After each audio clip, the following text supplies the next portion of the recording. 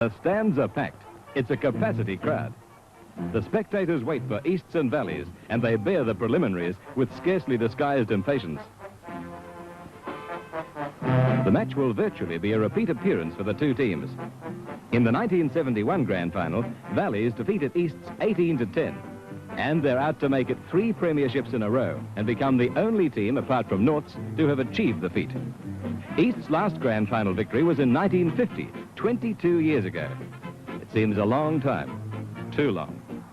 So for this game, the pressures are doubly intense.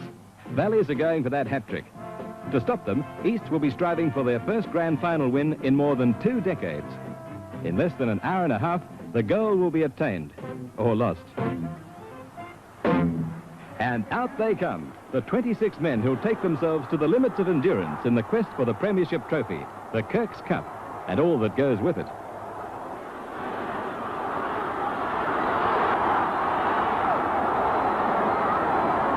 The preliminaries take but a few minutes. The players would want it no other way. The nerves are already ragged, the mouths dry, the muscles taut. It's never any other way at Grand Final time. There's Valleys centre Rose kicking off. And East fullback Fullerton knocks on. That's a bad mistake so early, with Valleys gaining opportunity very close to East's line. Players run in for the scrum, and almost immediately there's a brawl. Must be Grand Final nerves. Lang. Morris with a burst. He's tackled, but Stevens has it, and East are trying to split Valleys up the centre.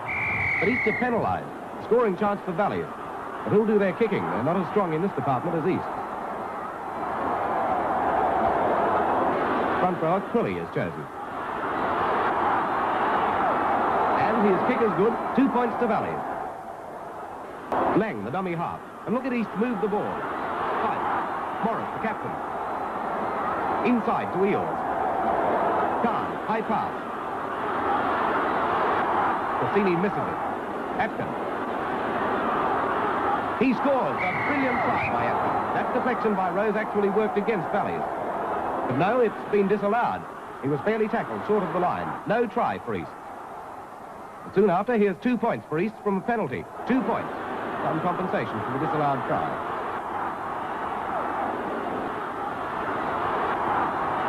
Gill. Hughes. Gill again. And he's streaking for the line. He's home. It's a try. Right in the corner. First try of the match for Valleys. 5-2 to the Diehards. Just 9 minutes into the match. The conversion by Quilly. And the score goes to 7-2 in favour of Valleys.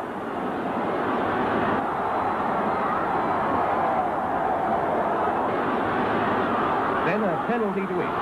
And Fullerton raises both flags. 7-4 in favour of Valleys after 21 minutes.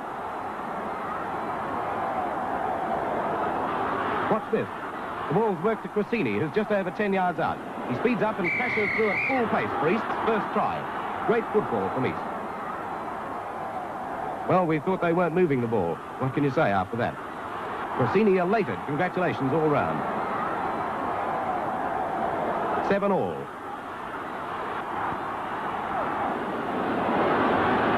Easy conversion by Fullerton. East lead 9-7.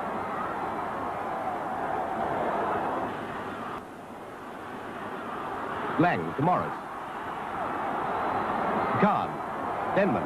On to Atkin. He's taken by Mills and McCabe. The referee signalling a penalty to Valleys. Double movement by Atkin. An unfortunate mistake by the East player. Denman. Pierce. And East are on the attack again.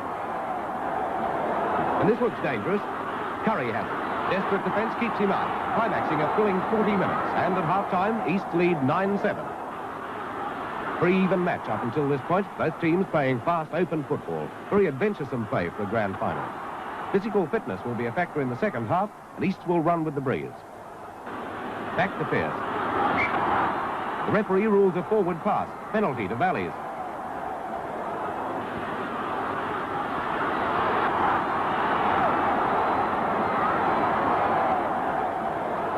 Quilly takes the kick. It's another good one, and Valleys even the score, 4 minutes into the second half.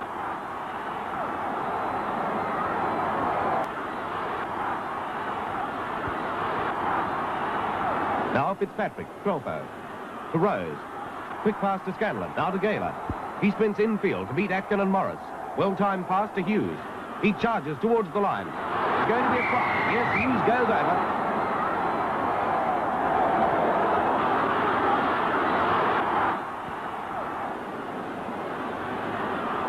Billy misses the conversion. It's 12-10 to Valleys.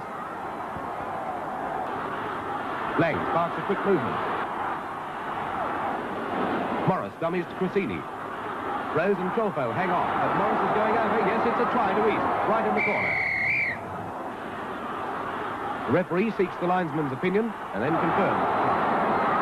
The linesman complains at the crowd being so close to play.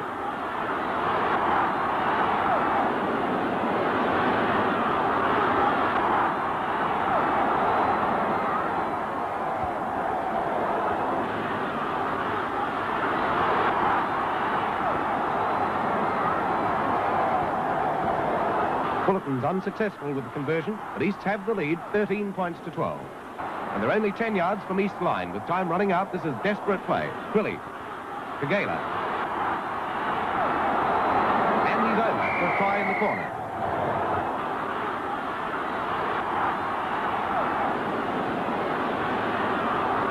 $15 all, but there's a lot less than that to go. The clock stopped. There's only 4 minutes left. Billy fails to convert. That kick could have won them the game. Valley's ball. Trolfo to Scanlon. To Rose. Reverse pass to Scanlon. To Fitzpatrick. Trolfo. To Scanlon again. Trolfo knocks on. Morris in possession.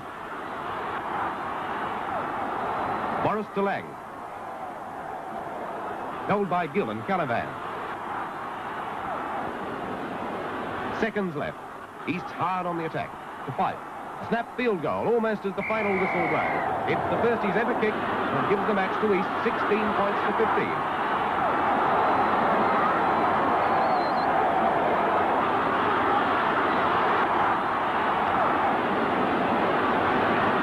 And they've done it. Easts have won the grand final, the most dramatic ever played. Their performance has contradicted mid-season critics.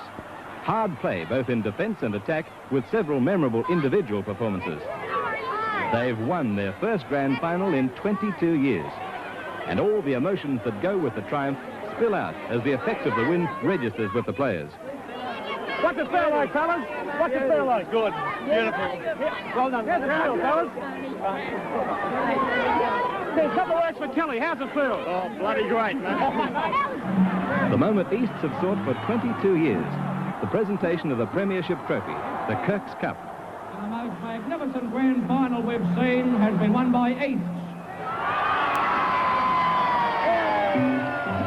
The crowd erupts. Des Morris, the victorious captain, finds himself cheered by fellow players and supporters. The scene of elation is a fitting end to the game. Easts have deserved their win, marked by pace, thrust, combination and power. And the snap winning field goal reflects their enterprise.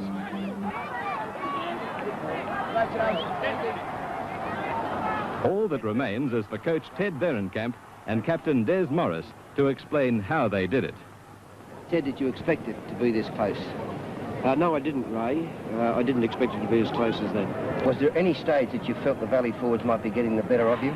For a little while in the second half there, when we weren't making much headway, our blokes started to panic a little bit just after half time, but I thought we settled down pretty well and come back into the game and went on to better things.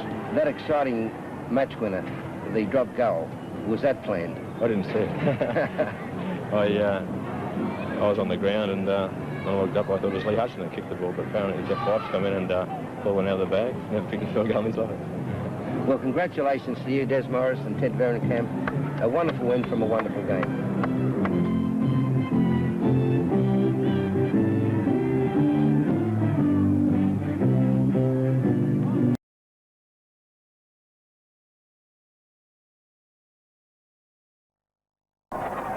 crowd of about 40,000 here. East have won the toss in the 1977 Brisbane Rugby League Grand Final, and it's Redcliffe running from the northern end of the breeze as Des Morris, the skipper of East, takes the ball. But it's Redcliffe in possession. Here's Forrester Grayson, the hard-charging second row forward. The lock forwards there, and it's a penalty. It's a penalty to East. Something that Ian Tiny does quite regularly, and Forrester Grayson did it then, and that's walk forward before he plays the ball. But East have got the chance to get away to a very good start. Holben's kick. And up go the flags. East lead 2-0, a great start. Caught in a pretty high tackle. One of the tacklers was high, but it could have been partly reflex action on the heart of Holben. And now this is the front row of Bullo making good ground, spreading tacklers everywhere, particularly Abbott, who went flying back from him, now to Oliphant. And there's Grayson racing through. Look at Grayson bursting through. Grayson's over for the first try of the match, and Redcliffe leads 3-2. A great try. What a tremendously determined run it was from Forrester Grayson, and this is where I feel Redcliffe should be playing the match, using those big fellas, and the two big fellows involved. An exciting start to the game, and Pearce raises the flags, and Redcliffe lead by 5 points to 2. And already in this match, we've seen a different Redcliffe team to the one that we saw here a fortnight ago when they just narrowly defeated West. Moffat, Oliphant, Williams, and further out then to Pearce and then to Lease. Over the halfway mark, Lease, a good run, and breaks out of the tackle, further ground, and only about 28 metres out from East line. Play has been in progress 22 minutes. Redcliffe are leading 5-2 with the ball coming on to Morris, a long one out to Holben. Look at East moving now. There's Farquhar outside of him. Farquhar's over the halfway mark. He's got Kellis inside. On it comes to Kellis. Kellis racing away, breaks away, and Kellis will score. Kellis racing in to score. East first try, and it's 5-all. What a brilliant try that was. That went over 3/4 of the field. In fact, they were in their own quarter when that started, and it was good work from Des Morris. That's the rugby 4. John Abbott taking the tackle. Watch now as Morris noticed the overlap to the left-hand side of the field. It goes to Lindenberg. Then to Morris. Watch him now as he throws a long pass. That's Holben making the running. Draws the defence beautifully. Gets it into Farquhar. Watch Farquhar time his pass. Brings Obst in. Almost didn't time it to perfection because Obst was able to get back to Kellis, but Kellis had too much pace for Obst. Farquhar could have drawn Obst in a little further. Another 2 paces would have seen Kellis clear, but Obst was able to get a hand to him, so he wasn't drawn completely in by Farquhar, but a good try. Holben the kicker.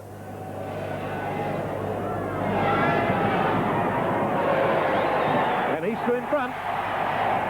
East are leading Redcliffe 7-5. And it's really brought this crowd of 40,000 to life. Bells ringing, cheering, great tension here again now in what has been a most entertaining grand final. It's so left behind. Stacey takes it. Stacey takes it from Gardner over the quarter line. Stacey breaks one tackle. Stacey still going and held up by Heatwood. Ever so close. 5 metres out. What an exciting game this is. Holben's there. Lindenberg further out to Wood. Des Morris is there. Lobbed that long one. Look at the men over they've got as Curry races through. Then under Farquhar. Farquhar must score. Steve Farquhar's in for the second try for East. And East lead 10-5. What a game. Midway between East quarter line and the halfway mark, as out it comes to Williams, further out then to the Lease and Obst. Lease again. Oh, look at Curry. Wow. A big wrap-up tackle to stop that movement with some sort of an arm injury. And it's a penalty to Redcliffe against that loose arm in the scrum by Alan Noonan, and it's a very easy kick for Bunny Pearce in front, which should take them within 3 points of East. It's only about 8 minutes before half-time. Pearce the kicker. Up go the flags, and so it's East still leading, but Redcliffe have reduced the lead. East 10, Redcliffe 7, about 8 minutes before half-time. Cross to Rod Morris, running hard on the blind side. Only about 2.5 minutes before half-time, and it's a penalty to East. A knee in the tackle from Forrester Grayson. Give East an opportunity to possibly put another 2 points on before half-time. For premierships, 47, 50 and 72. Here's the kick from Holben. And the flags are up. The flags are up. East lead Redcliffe 12-7. And 10 metres inside Redcliffe territory. It's East in possession. Lindenberg playing it back. That's Lindenberg, and look at the gap. Lindenberg straight through. He's got Obbs to beat. Obbs can't get near him. Lindenberg races away for the third try for East. What a start to the second half. East are leading 15-7. East overcome with joy. Steve Farquhar and Stacey, everyone running up to Lindenberg. Here it is on the replay, and what a brilliant player this fellow is, and we all thought that his pace would be a key factor in this match. That's the fullback, Roger Kuhn, taking the tackle. Moffat the tackler. Watch now, Lindenberg dummies, goes through the middle. Look at his pace, accelerates away. Obbs had him covered, but then he veers away from Obbs, and his acceleration and pace scores the try. A great individual try by a brilliant footballer. Redcliffe were getting bottled up in their match against West with a double around, and Oliphant was far too slow, and again being caught in possession. East ball, penalty to Redcliffe. It's against Lindenberg this time, but still a scrum penalty. Lindenberg, the ball coming out of the tunnel the same way, and Lindenberg kicked it back with his foot. A little trick that halfbacks do at the base of the scrum. Rather than touch the ball with their hand, they try to rake it back with the foot and try to get that away with that at the base of the scrum, but referee Ward saw that. Redcliffe trailing 15-7. Ian Pearce takes the kick at goal, and up go the flags. And so that puts Redcliffe a little bit closer, 15-9. Only 6 points in the game, but 6 points, a very difficult number of points to gather up. Just short of the halfway mark. To the lock forward, Tiny. Here's Williams, further out then to Tony Obbs, then cutting out Pearce onto Lease. Lease moving well over the halfway mark. He's got the winger outside of him, Peter Lease. Lease still moves back inside to Obbs. Obbs breaks away from the tackle. Obbs gets it on to Vic Tighe. Vic Tighe almost through, bouncing away, but good defence again. Redcliffe looking almost certain to score in a strong attacking position, 10 metres out the line. Here's Buddy Pearce, further on then to Oliphant. Oliphant changes his mind and decides to go up the middle. As you can see, one of his supports was well and truly covered, but the referee is indicating a penalty to Redcliffe in front. The second tackle there on the halfback, Greg Oliphant. The tackle had been made, and an East player came in to make the second tackle on Oliphant, who's on the ground injured now. East defence, they moved the ball left and right, and they moved it wide, and they caught the East defence all in the middle of the ruck, and then they moved it to the right-hand side of the field, and it was Tony Obbs who came into the back line, and they had 3 or 4 men over to the right-hand side. And there's the kick, and up go the flags. And so only 4 points separate the teams, and it's still a pretty open match. Although East have had the better of the play most of this game, they only lead 15-11. They've scored 3 tries to 1, and they lead by 4 points. Noonan, Moffat. And look at Obbs coming into the line, the fullback. Moffat behind there, but he's playing the ball forward, and it's a penalty against Johnny Lang in front, and Pearce will certainly take this kick. John Lang conceding penalties once more was the man that was penalised there because he didn't get in front of the man playing the ball. The guidance of the very popular captain, coach Ian Pearce. And here's the kick from Pearce. And up go the flags, and Redcliffe draw within 2 points of East. East leading 15-13. And is this game wide open again? And there's no doubt that East are causing all this trouble. They're certainly losing the game themselves if they do lose it, because penalties are going Redcliffe way, 11-3 and 6-0 in the second half penalties. And that's 30 metres out in the Redcliffe line. Lindenberg's pass to Naylor. Grayson right round the ankles. And Williams in, the other snowy-headed player, in round the top. And it's a penalty. Goals from 5 attempts. 3 from 6. 3 from 6. East have scored 3 tries to 1. They lead by 2 points, 15-13. This is 28 metres out, but right in front with the breeze behind him. It should be a certain 2 points. See if Holborn can kick it. Out go the flags. And the Tigers go to a 4-point lead, leading 17-13. I think the most vital thing about that kick is the fact that it's just the thing that East needed to probably lift their game a little. To give a full-time hooter will be with us at any moment, I feel. There it is. And East down, it's all over, the game's over. East have won the 1977 Grand Final, beating Redcliffe 17-13, a great win.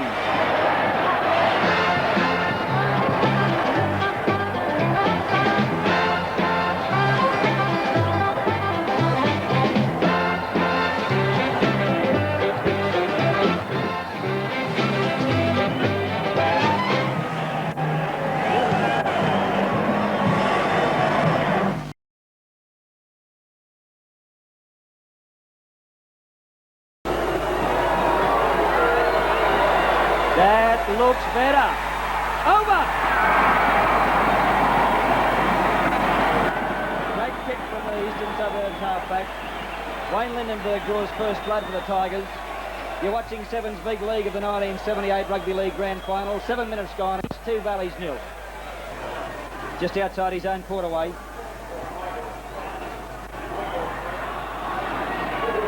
Penalty going to Fortitude Valley for Ian. McNeil on the quarterway, getting plenty of assistance, and it could get there. It does. Oh, a bit wobbly. A bit wobbly, but first points to the Gladiators. 2-all. Penalty for Eastern Suburbs now. 2-all to score. 11 minutes of play gone. Frank Roddy. Mark Payne to Roger Kuhn. Kuhn to Callis. Can Callis make up for a couple of mistakes? Pulled down by McNeil. Great defence from Vic Whelan on Roger Kuhn. He is SICK, I can tell you. John Abbott. Abbott fires it back to Rod Morris. East applying the pressure. 3 left in this lot of 6. 2-all to score. After a try, there's room out there if they move it. Now it goes to Morris, straighten up again. Into Wally Lewis. 10 metres out. 2 left in this lot of 6. Bruce McLeod, Greg Holborn. Holborn to Lindenberg. Lindenberg. Away goes Lindenberg. Fires it back to Curry. Curry inside the Holborn. Holborn towards the line to Roddy Morris. He's over.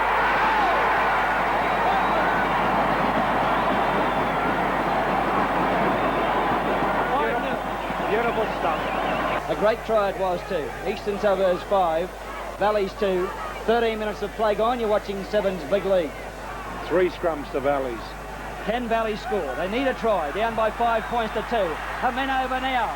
Vic Whelan has Neil in support. Well done, Whelan. Hey, yes, a great try. Oh, beautiful. 5-all. Oh, superb stuff. Upping and waiting for the pass, and I didn't think Whelan was ever going to give it to him, but he knew what he was doing. Valleys back in the game with the one they needed. Oh, that was a great run from Vic Whelan. That's one of the best movements I've seen from a 7 3/4 this whole season. From the sideline, no goal.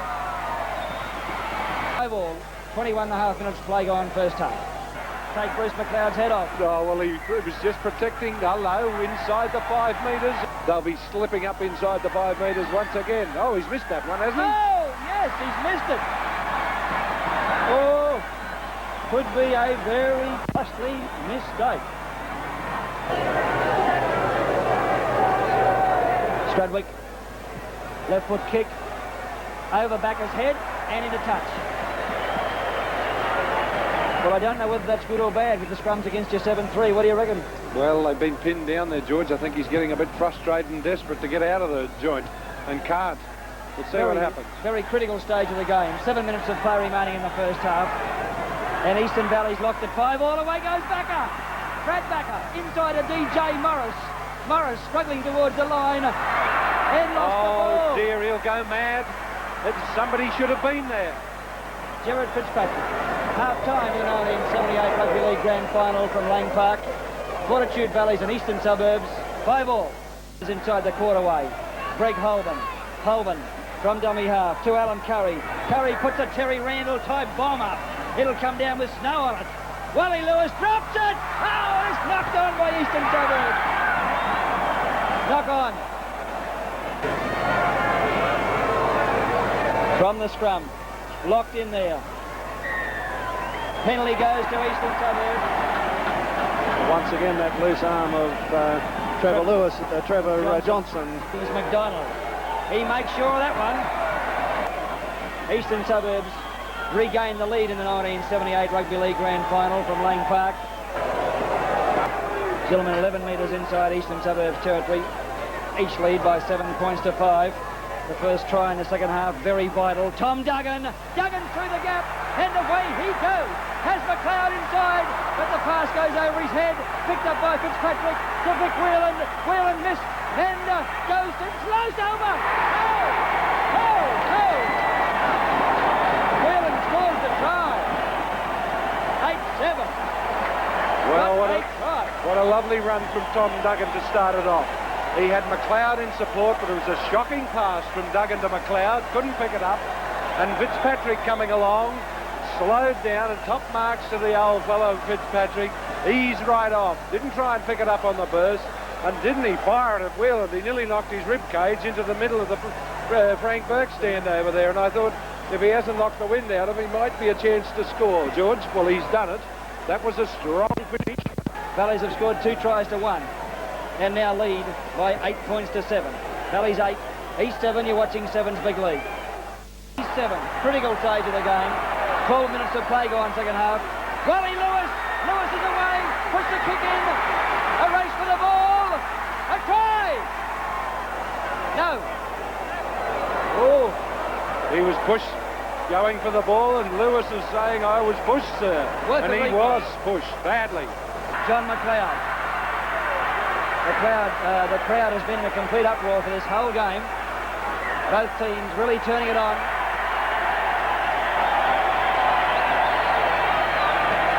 Oh, hello, they're having a dance at Lang Park. McNeil. Yes, no goal. Valleys 8, East 7. There it is, 15 minutes of play gone, second half. Can Valleys hang on, or can Eastern Suburbs score a try? Valleys leading by 8 points to 7. We've still got 22 minutes of play remaining. And penalty going to East this time. In his favour. Can he kick it? Over! 9-8. East leading Valleys. You're watching 7's big league of the 1978 Grand Final from Lang Park. Wasted 3 tackles. Wally Lewis. Lewis breaks 1. Away goes the kid. Looking for support. He's a great footballer, that kid. Aye, he's getting better and better and better. Oh, he may even get a kangaroo side. You never know your luck in a big city. 9 minutes of play remaining. East 9, Valleys 8. The 1978 Grand Final in the balance. McQuarter's walking, mate. McQuarter. Yeah, very slow. Penalty against Rod Morris for dislodging the ball. Oh, dear. Once again, another silly penalty being given away by... Strudwick plays on. Another penalty. Minutes has had a shocker for mine. There it is. It's up and over. Valleys hit the front. Wayne Roberts is very happy. Valleys 10. East 9. Eastern Suburbs turning it on. Johnny Lang. Lang into Backer. Backer shifts it back to Rod Morris. Back to Lindenberg. They're keeping it alive. Lindenberg to McLeod. McLeod into Holman. Holman for the corner!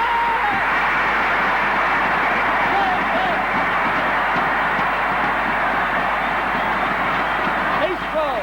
Valley 10. What a ripping try. That's the way to play rugby league.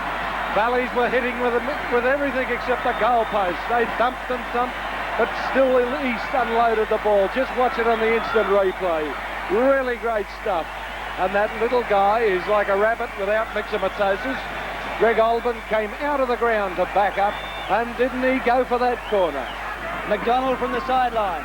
It looks beautiful. Oh! It's there. What a kick!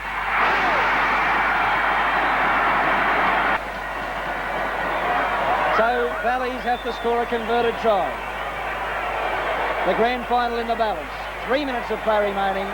East 14, Valley 10. You're watching 7's big league. Really had a superb game. McQuarter a little slower today at 5'8". I think he was nursing an injury. Struddy was always there. He tried to get Valleys going. And there it is. They won it and the kids run onto the field. 14-10, Eastern Suburbs have defeated Valleys in the 1978 Grand Final. And what a ripping final it's been. It's had everything. It had left the Sydney Grand Final for dead. Not only that, I think both these teams played lots better football, and I'll be disappointed if some of these guys don't make a kangaroo tour. I've given the George Simons to Vic Whelan, the centre for Valleys, and I've given the suit to the little halfback. Wayne Lindenberg. Wayne Lindenberg, I think he really deserved it, and he could have got 2 suits the way he played. He really got those Eastern Suburbs players firing. The final score, the 1978 Rugby League Grand Final from Lang Park in Brisbane. East 14, Valleys 10. You'll see highlights next on 7 National News. George Doniger. And Mike Vivers. And Ian Smith. Good afternoon.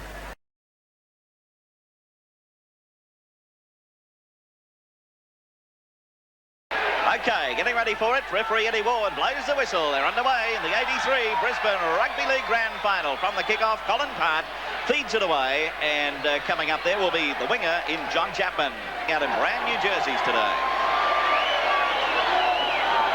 Coming through, yes. Oh, silly play by the 5'8". Steve Bleakley coming up to kick the ball away then as Mark McDonald went to take a quick tap, and now that allows Shane McNally to have a shot at goal. And they're the mistakes Barber does not want his team making. McNally's gained, what, a good 15 metres, 12 to 15 metres there. Not that he needed it in the first place. He's a magnificent kicker. At Lang Park, here he is on the way. Are these the first points in the match? They certainly are. 2 points on the board. Eastern Suburbs, after only just over 1 minute of play, go to a lead of 2 points to 0. Shot of the outer, and you can see there's not too many shirts floating about out there, Michael. They're down to the nitty-gritty. Yes, it's real beach-going weather. A good crowd at Lang Park here. And this is Paul Kahn. A lot of room up the centre against Valleys.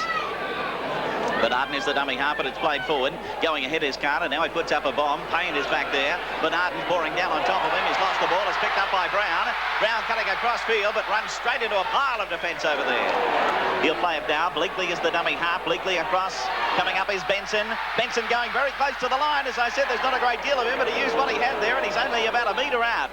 He'll play it now. Back onto Part. Part gets it away to Fullerton Smith, then to Cherry. Cherry flicks it back inside. That's Brennan. Brennan ball rolling loose. Picked up by Fullerton Smith and crashed to the ground. Good defence from Eastern Suburbs. Yes, East have been down here for about 4 or 5 minutes. I want to get out of here. Lindenberg says, I agree. He puts up a little kick. He's following out after it, but it goes over his head. Cherry ends up with it.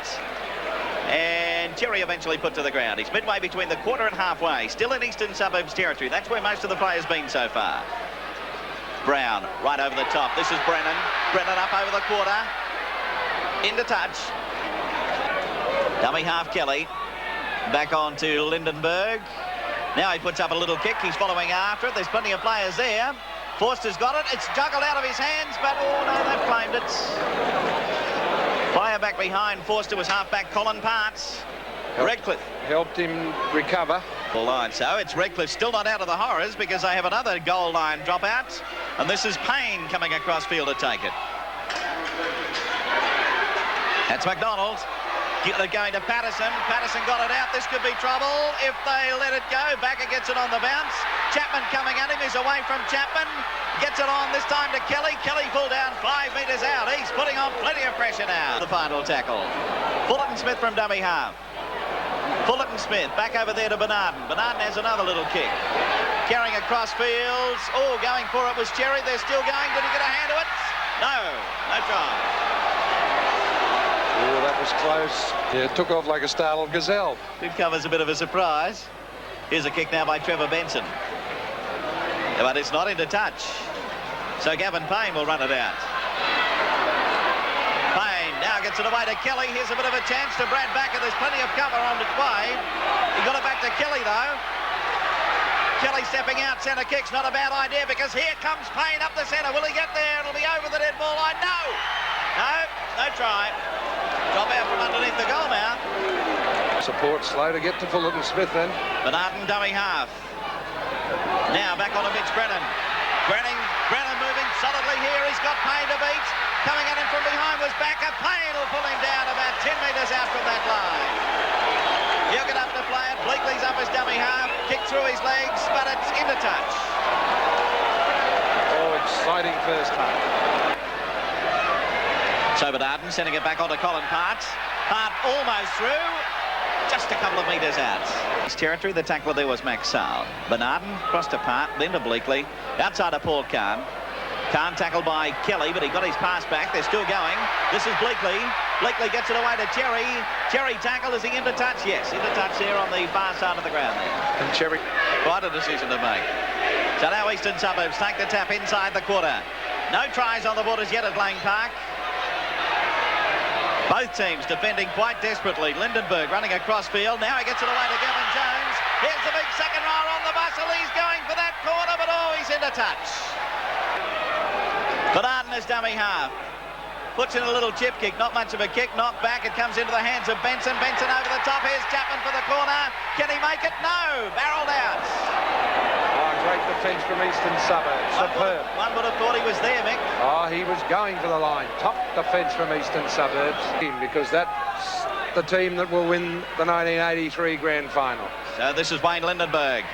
Lindenberg still going. He got it back inside to Tengdall. Tengdall up over the halfway. Has he got the pace? Tengdall stretching out. Chapman making a bit of headway at him. No, he's in. Tengdall will run around and score underneath the post. And Eastern Suburbs in for the first try. That could be the secret of the whole thing. He's over for the try. They have a lead of 6-0. Oh, waiting all day, Eastern Suburbs, for this. And it was Lindenberg, the fancy little lad who got the short pass, and Tengdall ran onto it. And this bloke is a former winger.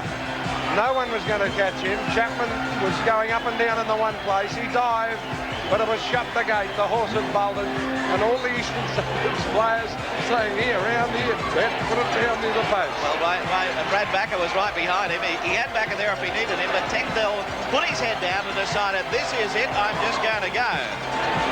So you'll see that from here. There it goes. Now here he is from the head on. Here's Tengdall stepping out. There's Chapman, the only one with any chance. Backer was outside of him. He had one little look. Chapman had to have a go, but he just couldn't touch him. And he's driving for the line, taking notice of Brad Backer, who's saying, take it round, and still talking to him all the way around. So Eastern Suburbs in for a try and a lead of 6-0. Dane McNally attempting to make it 8 points to 0. And he does. So Eastern Suburbs lead Redcliffe 8 points to... So now it's Benson getting it away this time to Brown, rather. Brown up over the halfway, shaped a kick. He's tackled, got out of that one. Still going over in the centre. He's lost a boot in the process. Tackled by McDonald right on the quarter line. So back to Brigginshaw. Brigginshaw to Lindenberg.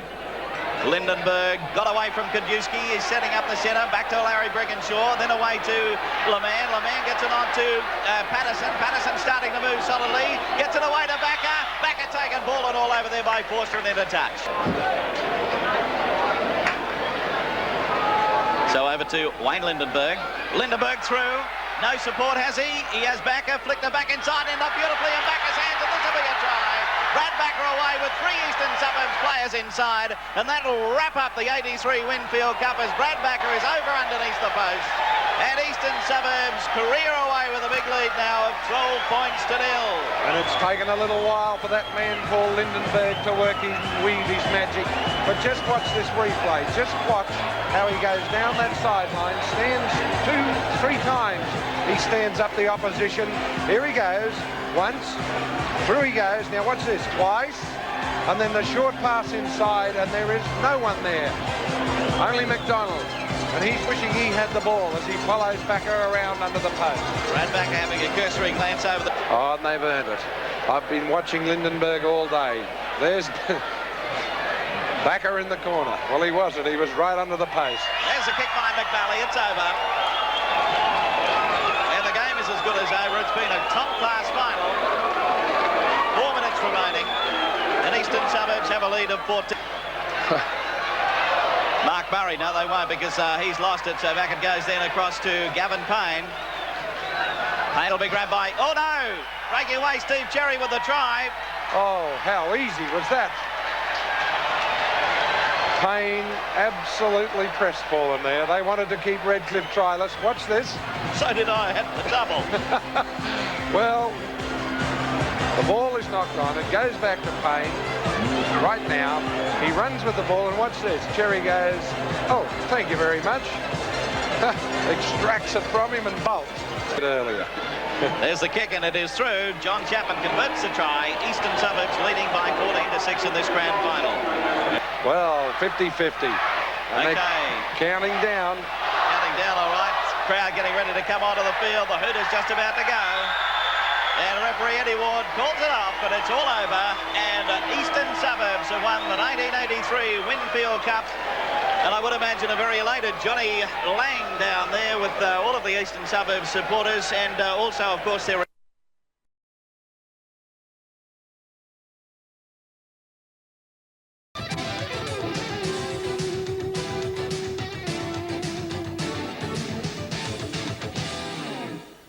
And good afternoon, everyone. Welcome to Lang Park on a super day for what no doubt will be a super game of football. The Brisbane Rugby League Grand Final between the minor premiers, Eastern Suburbs, and they come up against the mighty Panthers from Purtell Park. Easts, the high-flying Tigers. At fullback, Ken Jackson. The wingers, Kurt Wrigley and Andrew McGowan. The centres, Greg Street and Gavin Payne. The 5'8", Steve Dowden. At halfback, Andrew Neve. The lock forward, Bruce Crosby. The second rowers, Scott Nilsson and Darren Wolins. The front rowers, Paul Lusk and Ian Staines. And the hooker is Rob Rattiri. And the Eastern Suburbs coach, John Lang, is looking for his second premiership with the Tigers. The mighty Western Suburbs Panthers. At fullback, Paul Weaver. The wingers, Gavin Duncan and Mark Maguire. The centres, Sam Smith and Graham Strutton. The 5'8", Craig Bowen. At halfback, Adrian Lamb. The lock forward, Peter Taylor. In the second row, Tat Whaleboat and Paul Schuller. The front row forwards, Mark O'Reilly and Paul Childs. And the hooker for Wests is Paul Fitzgerald. The Panthers coach is Nev Hunter. The mighty Tigers. A lot of boos. Now a few more cheers. And Andrew Slack wait for the black and reds.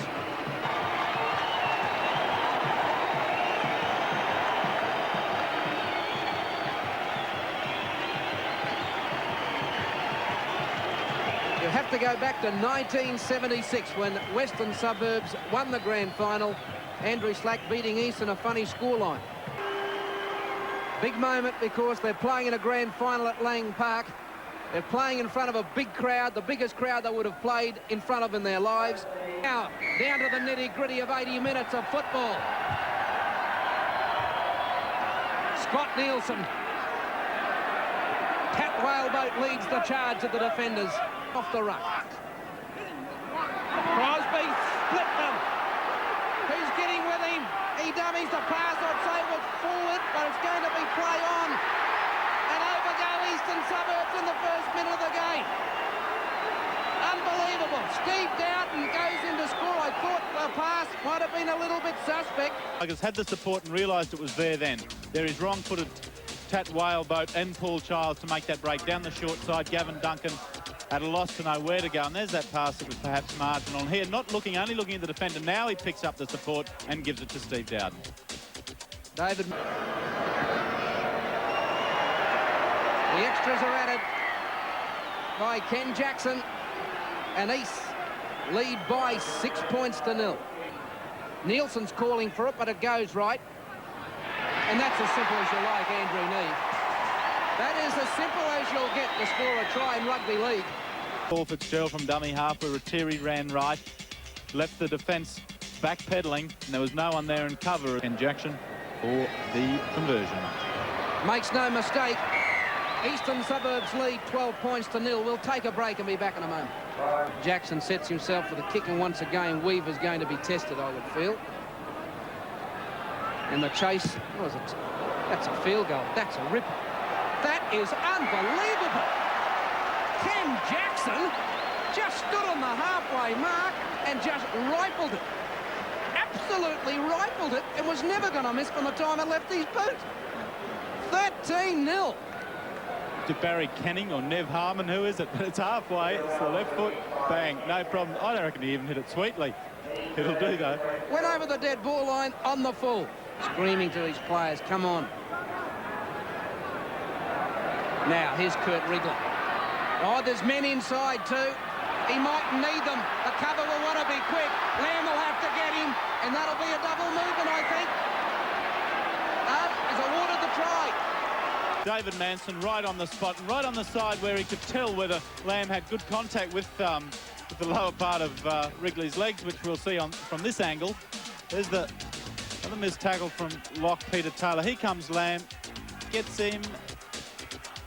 He's lost him. Let's go, bang, over the wall. East leads 17-0. The thing he has got going for him is an experienced reserves bench with the likes of Wayne Cullen and Wayne Trelevin there. Of course, Cullen, member of the 85 South Premiership side, 88 Valley side. But in the meantime, here's another one. Wrigley number 2. Kurt Wrigley makes it a double, and West just do not have an answer here this afternoon. Bit casually, putting it down one-handed. Doesn't matter if you're 1-0 up or 21 up, as they are at the moment. One makes sure when you're over the line of putting it down properly, but let's not worry or be too critical of East. They're doing it quite well, better than quite well. 32 minutes gone, 21 points to the Tigers. What can West do? Jackson misses the conversion. East lead 21-0. Now they're outlined, deep. Across the face of the goal it goes. Whaleboat, that pass was a bit iffy. It's play on. Paul Weaver, he's in. He's done into the lot, and that's it. That's what West needed. They might be able to get back into the match. Paul Weaver's in, through the big dummy. Left 3 of them with the short back and sides, and East lead 21 points to 4. We'll say 3. So they finally moved it wide enough and long enough for Weaver eventually to wrong foot the defence. Crosby wasn't going to leave his outside man. The cover wasn't coming. And West have stretched Eastern Suburbs on a number of occasions out wide, but the passing hasn't been slick enough to get the ball to the try line. Is a little better. Up and over. 21 points to 6 the score. 1:40 to half-time. So Nielsen's head also hit the ground too. Oh. There's a bump and there's another one. So he's got double whammy, Scott Nielsen, for his troubles. Well, is that the only action that's going to be taken as a penalty? And that is it. Coach John Lang and the man in question, Tat Whaleboat, not looking like a happy little person at the moment. Makes no mistake, and East increased the margin. They lead by 23 points to 6. By Strutton. The Whaleboat being penalised in that play of the ball from offside position. Taken them. Jackson in for this penalty. Nice kick. Oh, beautifully struck. 25 points to 6 is the lead for East. We'll take a break and be back to Lang Park in a moment. Lamb. He's through. Who can get with him? Now they should score. Jackson's going to give chase to Maguire, but Maguire kicks ahead, and Bowen will get there, and that's a try. Craig Bowen touches down.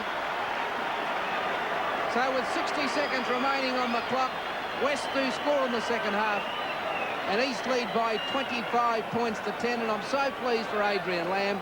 He hasn't stopped trying all day. Here's the one that split them, and they're over for a 4-point. They got their 4 points. I did feel that Craig Green perhaps blew it there. Threw the pass too early, allowed Jackson then to go on to Maguire, and Jackson's got some pace as he showed, but Maguire put it on the toe, and Bowen in good support, something that's been lacking from West today.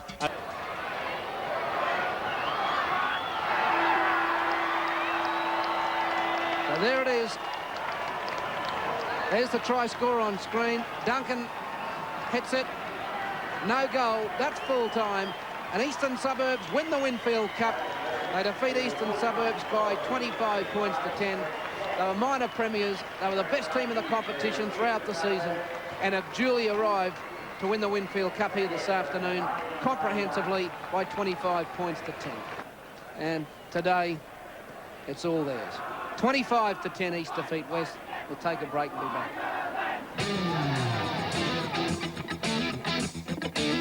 25 points to 10, East defeating West. The presentation, of course, a very happy man, Ian Staines, the Premier, Mr. Wayne Goss. I think the old trophy weighs a bit too. But Ian Staines, he's got a few little battle scars. But yes, it's all worthwhile after a hard year. And you wouldn't meet a nicer man. And Ian Staines, on and off the football field, he's a credit to his sport. And also there, Neil Abercrombie, the chief from I'd like to Rocklands. thank the team. When I say the team, I don't mean just the 17 players involved out here. I mean the whole club. You know, it's all a big team, a lot of backup staff there. We'll all thank them personally later on, but especially thanks to our coach, Johnny Lang, and President Shane Richardson, who's put all this together.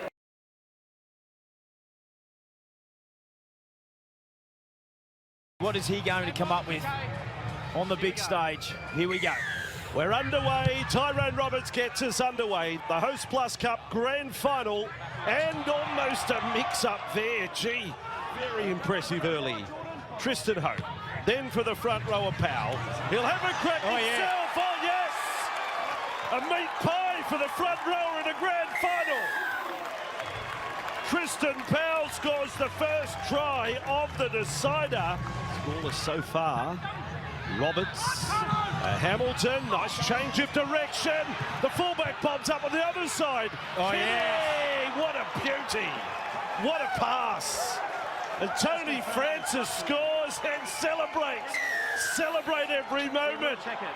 That's so good. Look at this. That is silk. He's better. He's ready for the NRL, Kinney. 40-20 attempt here from Hamilton. He's got low trajectory. Oh, he's got it. Oh, what a moment! Thompson Macman knocked it back in field.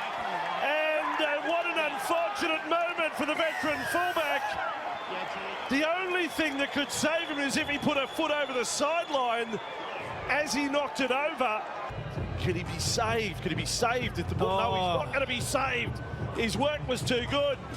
25 metres out from the line. Peasant the man to put it up. This time he goes higher. Kinney is ready. The charge throw, that's it. Corey Parker called for it earlier. And the high ball works a treat. And you send through your tallest man, Kane Bradley, for the catch. It's pretty simple. Look at that. Oh, that's great. That's a great vision there from Bradley. Super take. And I banged on about it. They needed the ball to go high to give Hang on, here they come. Hamilton with it, goes outside, might be fun at all. Kinney. Tigers away. Kinney's got speed on the chase. Look at this. Lehman's got plenty. So is Kinney, trying to track him down. Goes early, doesn't get him. Max Lehman scores a grand final try and gives it a double thumbs up. I don't think we've ever seen a double thumbs up post-try celebration. That's great defensive play. They would have loved to see him get a try tonight. Politoni, front of the posts. Hamilton sweeping across, hard straight run. We've been looking for it all night. He may have got it down. Saluma stretched out to force it, yes. Hamilton just looking out with the eyes and playing short. Chance for the Bears here. Sumalawi and Hamilton. Kinney, lovely change of direction. Then it looked to travel forward, did it? They've said play on. No, it's a no try. Sure. Francis went over it, sort of ricocheted fast. It may be a case of someone just got falconed and it was play on. And I can't see how they're going to take this off them. And there, off his head, and Francis has a hat-trick. In the grand final, does he get it down? Oh, yeah. Oh, wow. Because they're 4 in front. Yeah, mate. They have one play. Okay, on the line. One play to manufacture a try here behind Politoni. Tapper's taken. Hamilton is with it. He's going to kick. One play. Ball is fielded by Jennings. The drought is over. The Tigers have done it. The Tigers have ended a run of 9 straight grand final defeats. The bright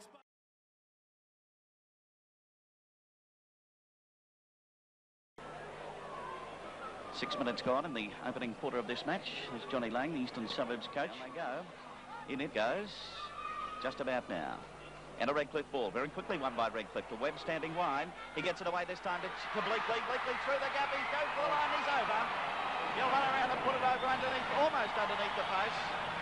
Bleakley in for the opening try of the match, and it had to come somewhere. And Redcliffe get off to a good start. They lead by 3 points to 0. There's Webb standing wide.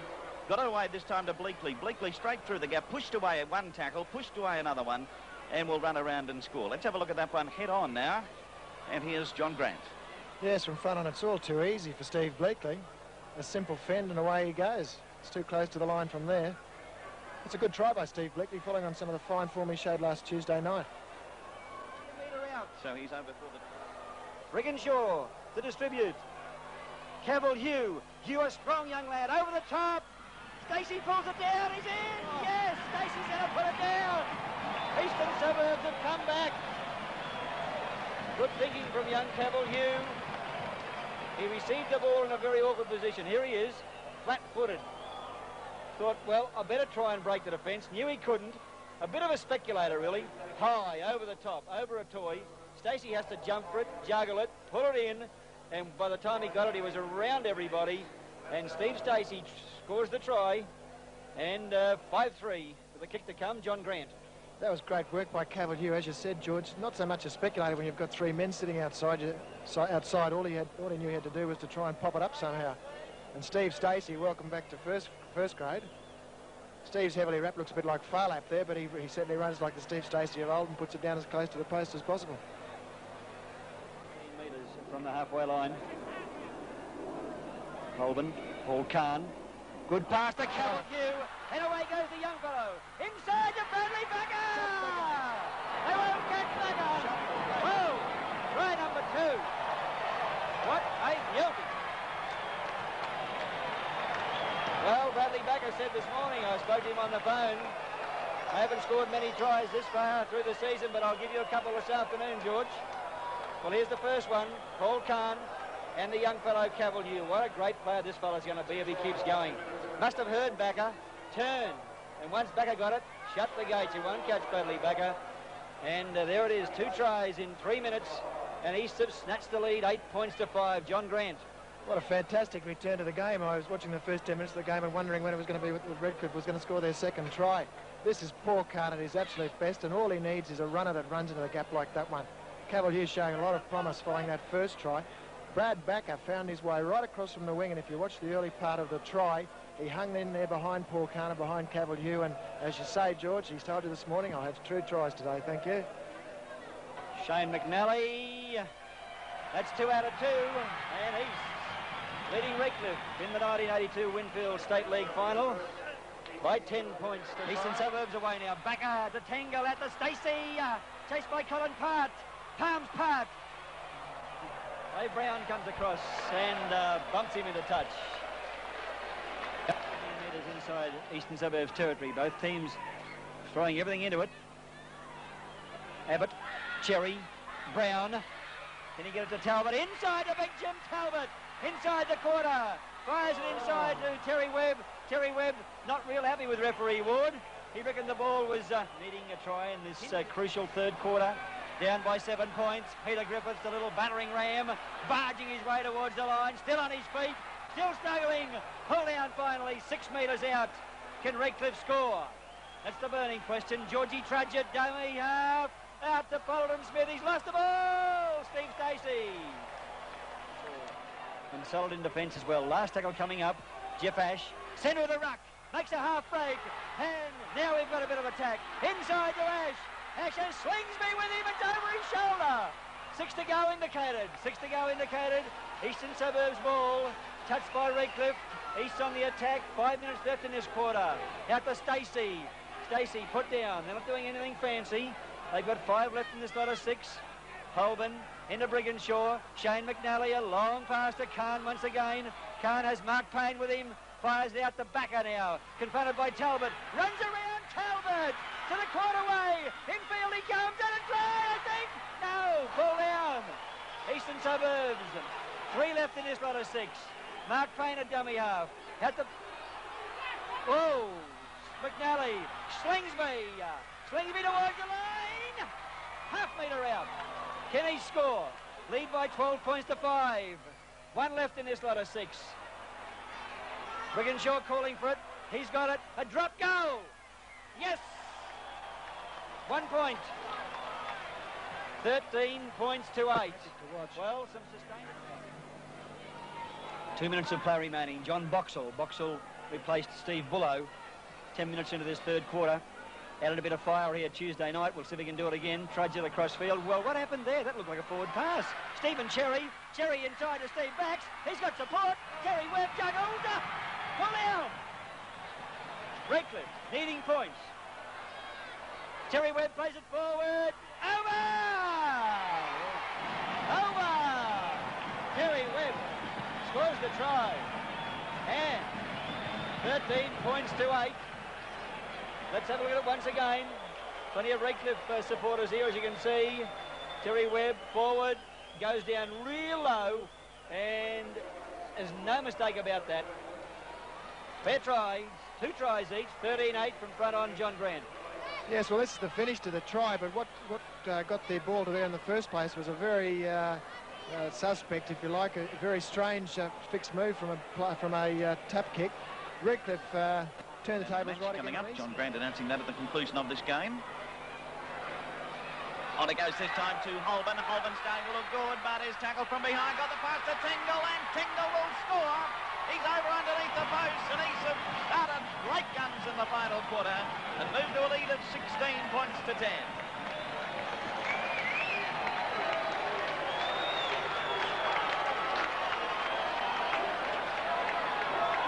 Here it is again, an Eastern Suburbs ball from the scrum. Brigginshaw. Then it'll come to Holborn. Holborn through that gap, drawing plenty of defence. Now you can see Tingle just starting to cut back inside. He's tackled, but gets the pass to Tingle. Atoy gives chase, but it's all over. Tingle far too fast. Through and over underneath the post. And we'll have a look at the head-on shot now, coming up with John Grant. Yes, coming up east, right back into this, not giving Redcliffe any chance to settle down. And Greg Holborn, that's a good break from Holborn. And Tingle positioning himself beautifully really shows us the speed that this young kid's got. That's probably the first opportunity he's had in this game. And I must admit he's made the most of that one right under the post, and that's a certain 5 points. Try scorer, Brett Tingle. It's a big start for Redcliffe to give away now. Paul Kahn. Still going Kahn. Got away to Holborn again. And Holborn, oh, he got the pass to Sarah, lost it. Picked up by Kahn, but the referee to play the knock on. Talbot pushed Kahn away, and Kahn threw the ball back at him. I think Kahn looked a bit too big for Jim. Terry Webb's going to take a tap. Goes himself. He's through. He's going for the line. Is he in? Yes, he's over. Second try to Terry Webb. Both times he's really had to fight for the line. And he's done it on that occasion to get Redcliffe back into it. 18-13 is the lead. Here he goes. Takes the tap. Dummies through the gap. You couldn't for the world see him getting through there, but he does, and he's over for the try. The head-on's coming up now. Here's John Grant. Yeah, that's 2 great tries to Terry Webb. Certainly, I just compliment Eastern Suburbs on their defence, and then Terry Webb makes a mockery of the whole statement by running through half of the forward pack. That's a great try, in fact, and a crucial one for Redcliffe at this point.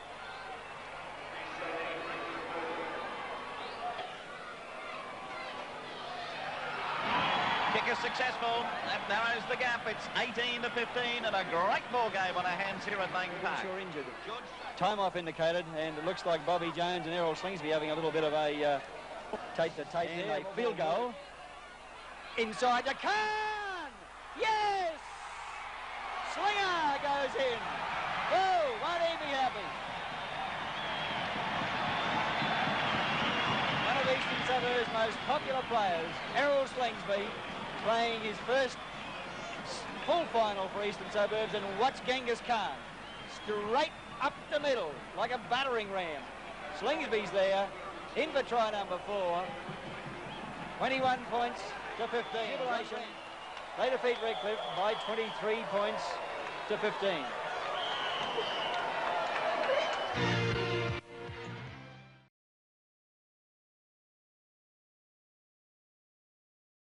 Of the Winfield State League. Well, it's final day today. I'm glad you could join us here on Nine's Wide World of Sports, East and Central Queensland. Let's have a look how the 2 teams made it into today's final. Eastern Suburbs, well, they upset Valleys by 14 points to 8. And then, of course, it was Central Queensland who came out and played some fantastic football on Thursday night, and they downed Toowoomba 32-18. Toowoomba, for the 3rd year in a row, missing out on a final berth in the Winfield State League. Queensland and East. Central Queensland, the first country team into the final. We saw them in the semis, Andrew. They're a very flamboyant side. Not a lot of defence, but by golly, they scored a lot of tries. A couple of really quick wingers. I think they'll get away with this afternoon. I think they'll create history. Well, in the State League, they've scored almost twice as many points as East, but still East, I think, are a fine attacking side. They haven't shown us their best so far. I think they'll have pinpointed Central Queensland's strength on Thursday night, as you referred to, the wingers, G. Bung Miller. It goes further than that. I think that Desi Morris might have something up his sleeves. I'm going for the Tigers. OK, we might take a break and be back with all... In control, hits the whistle, and the State League final is underway. Here's Alberts. So Eastern Suburbs supporting the ball carrier on the final tackle. Inside the Capras 22. Mark McDonald. Price. This could be a big try. It is from Martin Quinn. Well, the Capras defence went missing. Beat Martin Quinn, steaming onto it out wide. The Capras had no answer. The big fellow in to score. Eastern Suburbs lead 4-0. Well, some concerted attack from East. Mark McDonald coming in off his right wing to spark that movement, and that's how forwards, if they're out wide, should be running straight and hard. Marty Quinn, as I referred to earlier, showed a few of those characteristics on Thursday night, and he started today in the best possible way, taking a nice pass from Brad Price. As I said, he is a skillful player, Price. It's easy to throw passes when you know people like Martin Quinn are going to hit it like that. He's done it perfectly. He's got support outside, still got Darren Smith and Rod West. Doesn't need them. Gets outside one of Central Queensland's better players on Thursday night, Lloyd House. Is over in the line, and that could be crucial now. No goal. Eastern Suburbs lead Central Queensland 4-0. Curran. Sinclair to Muir. Price. Now, Sinclair, hands free. Here's Eckert. Inside it goes to Dowden. And the Capras defence at 6s and 7s. Now Muir goes to dummy half. There's big Martin Quinn make that try number 2. And the Capras haven't got an answer to the big fellow at the moment. Martin Quinn for his second try. Eastern Suburbs leading Central Queensland 8-0. And outstanding support brought up that try. OK, Martin Quinn did the final job with Nicky Muir here, but it was just prior to that when all that support coming was nice and close. Again, Eckert gets a pass inside to Dowden. He doesn't throw a silly pass, gets up and plays the ball despite a bit of attention from the Capras. They've got about 3 men overlap out to the left. Nicky Muir finds Quinn. He didn't need the other 2. He just barred through. Well, Peter White doesn't get to him. McCaffrey hasn't got the strength, and over he goes. Hit that all right. Over. Eastern Suburbs lead Central Queensland by 10-0. 13 minutes gone. Eastern Suburbs with a lead of 10-0. Now through McCaffrey. Upcut. Elmore. At the 22. 17 minutes gone first half. Upcut. Upcut. There's the support from Elmore. Peter Elmore's in. The Capras are back in business. Greg Upcut. He might look like a walking wounded out there, but when he decides to put on the toe, he was off like a startled rabbit. Elmore backed him up. East lead 10-4. And he spotted this gap to the left of dummy half. Nobody covering that for East. He's got inside the defender, found Elmore in good support over the line, running strong. Now, there's not a tiger in sight there. Upcut takes full advantage, got a great step off the left foot. Elmore, who had previously taken the ball up, has come again to score the 4 points. So we've had 3 tries, all scored by forwards. Too late, Darren Smith. Oh, after giving him the rap 6 from 6, he's made an absolute mess of that. Craig Walker, a little bit of touch of the nerves. Eastern Suburbs in front 10-4. Back into position now. Sinclair and Price wrap around, and Sinclair finds a gap for Crosby. He'll go on his own. That's pretty poor cover. Very poor cover from the Capras. Bruce Crosby in to score. East lead by 14-4. And that's right, poor cover says it. Now, Peter Sinclair, the attacker, we'll see in the replay, through the pass. Now, whoever was defending him then had to come across. Sinclair throws the pass. Around he comes, but the defender doesn't come with him. Sinclair creates the overlap, gives it to Price, and a simple stroll to the try line. There he is coming around, but no defenders coming towards him. The fellow from the wing has to come in on Sinclair, and that leaves the gap.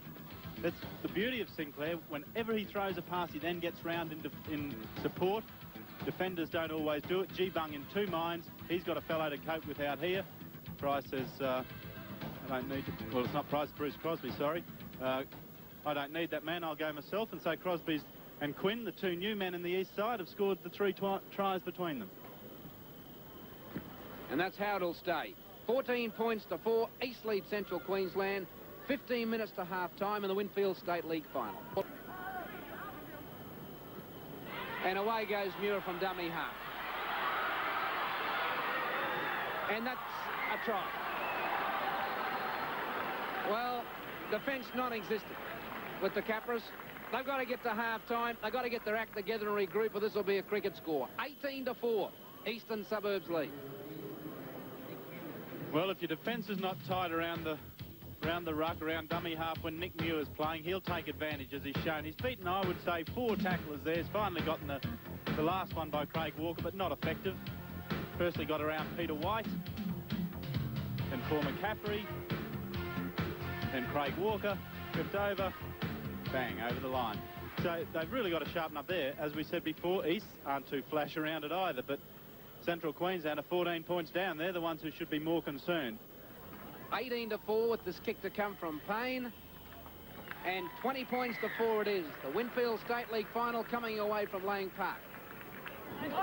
And at this stage of the commentary, we welcome our friends in Townsville through TNQ to the Winfield State League final. Now, can Miller be put into inside a gap out wide from Paul White? White going on his own. Back to Miller. And now the chase will be on. Over the top to G-Bunk, and he's caught in the desperate last ditch of the fence. Well, second last and then last. Gavin Payne, the man, coming over. But the Capras come alive. They're short of the 22. McDonald giving it to Muir and Price. Crosby, Payne. Now West. Has he got the speed to get to the corner? He has. Did it easily. That's the ball game. Eastern Suburbs in front by 24 points to 4. Very strong kicker, Payne. He's accurate, but not all that strong. Well, that's not strong and it's not accurate. It's neither, but it's 24 points on the board for East. Central Queensland have 4. There's 17 minutes to go in the final of the Winfield State League, and you're watching it from Lang Park. He's done his bit. Bruce Crosby will come off for East, the number 17, replaced by Dave Patterson, number 11. Sinclair giving it to West. Oh, yes. Space for Smith. Space for Smith. One pass. Sinclair. All class, Peter Sinclair. And I'll tell you something. When you look at the replay, have a look at the football now for Peter Sinclair. Did he know where to run? He took all the shortcuts and ended up right as Johnny on the spot. 28-4 the lead. Muir in the pass to Sinclair. He started the movement prior to Smith making the break. Now, where is he on the inside? He knows something's on. He's on Smith's shoulder. That's where he is. And he shows a bit of pace through the tackle of G-Bunk over for East. 6th try. Smith's had a blinder playing in the second row today. Did everything right. Sinclair was the right man at the right time. And he's a good player, Peter Sinclair. He's had a lot of bad luck with the Broncos, with injuries over the past, I think, 2 seasons. But when he's right, he's a very, very good footballer, a very skilled player. And he's not one. Lifts it over. East lead by 30 points to 4. Payne. There's the countdown. There's the hooter. It's full time. And Eastern Suburbs win the Winfield State League final for this year. The defeated Eastern Suburbs by 30 points to 4. Congratulations to Des Morris and the Eastern Suburbs boys, and congratulations to Central Queensland and their coach Greg Reynolds. I don't think the other night, I don't think we saw one punt thrown from Central Queensland. I think we saw any today. They just went out there, they played at the best. The Tigers.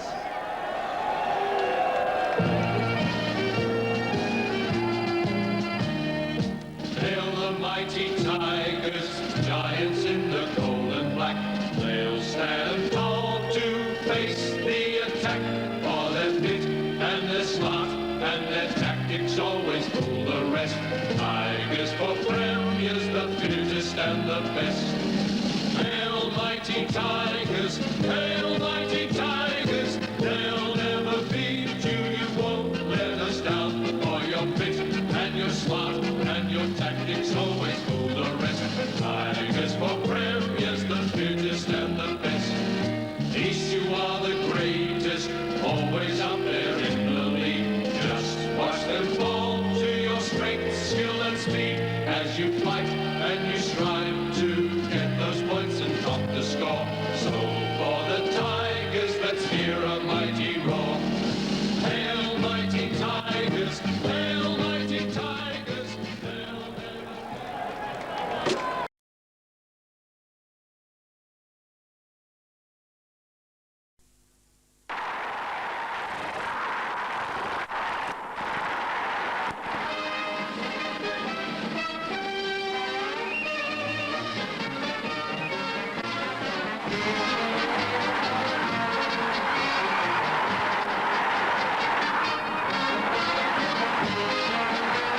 initial visit to Brisbane's Lang Park, Australia's Prime Minister John Gorton makes the inaugural presentation of Queensland's Rothmans Medal to 18-years-old Western Suburbs fullback Wayne Head prior to the Premiership semi-final between Northern Suburbs and Valleys, to be awarded annually to the best and fairest rugby league player according to the voting of first-grade referees.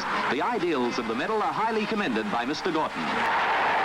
Club match attendance records are smashed at Lang Park when over 35,000 packed the only ground in Australia owned by a rugby league organisation for the Brisbane Premiership Grand Final between Brothers and Eastern Suburbs. The previous record crowd, 31,470, saw Brothers defeat Northern Suburbs in last year's Grand Final. Coached by former Australian captain Brian Davies, they're favoured to retain the Premiership, which they've headed all through the season. A colourful, exciting atmosphere precedes the appearance of the teams as cheer squads prepare a rousing welcome.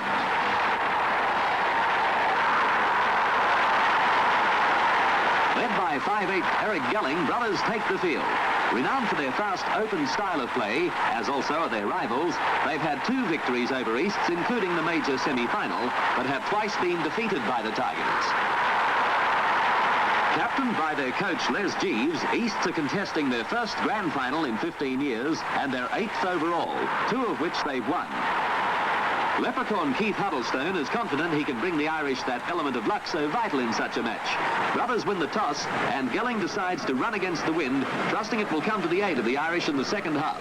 But the Tigers are geared for a strong challenge. High pitch of excitement as the game is about to start. East's fullback Lober Geiger's kickoff is directed deep to the corner where Kenning fields safely and punts downfield, hoping to drive Easts back into their own half. But Firth gathers in Brothers' territory, only to be well tackled before making headway. Connell strives to work play to the open wing, but the fast-moving defence fiercely contests possession, and there are some heavy exchanges only 2 minutes after the start.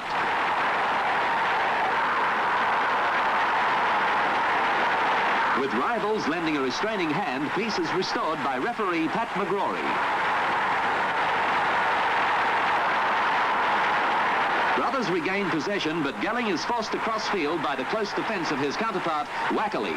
The Irish forwards combine to send Abdi flashing through a gap at top speed. Stepping out of Lober Geiger's tackle, Abdi crosses for the first try after just on 5 minutes of play.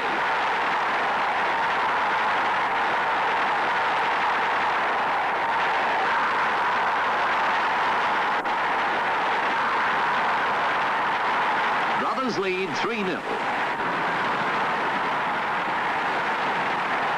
Coming in field, Denman fails to hold an awkward pass. When Brothers are ruled offside, Lober Geiger has a comfortable penalty shot from inside the 25 and almost in front.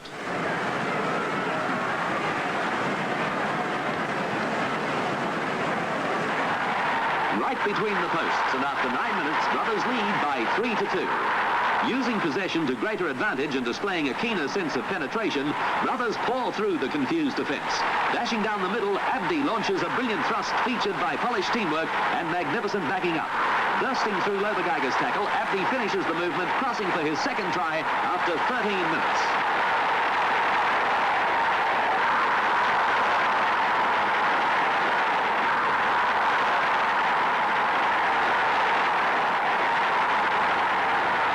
Lead 6-2, but skirting the ruck, Cressini runs the ball out and finding support in Connell turns the attack.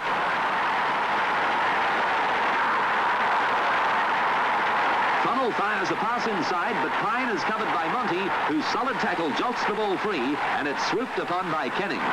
Spread the attack to the centres, who use rapid passes in their endeavour to outspeed the defence, but Brothers chop the movement off. The forwards also are unable to pierce the Irish line, as with sharp anticipation, defenders comfortably hold them. Solid tackling produces fundamental errors and Brothers regain possession. The Tigers supporters are patiently awaiting the chance to roar their team on, but Easts are unable to penetrate Brothers' impregnable defensive pattern. Burke wins the scrum, and shooting around the blind, Smith goes in to score Brothers' third try.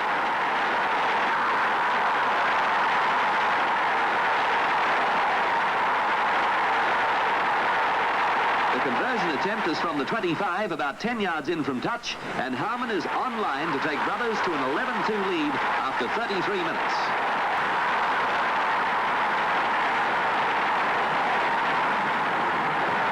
Brothers are penalised, and from a yard inside the halfway, Lobergeiger's kick is on line all the way.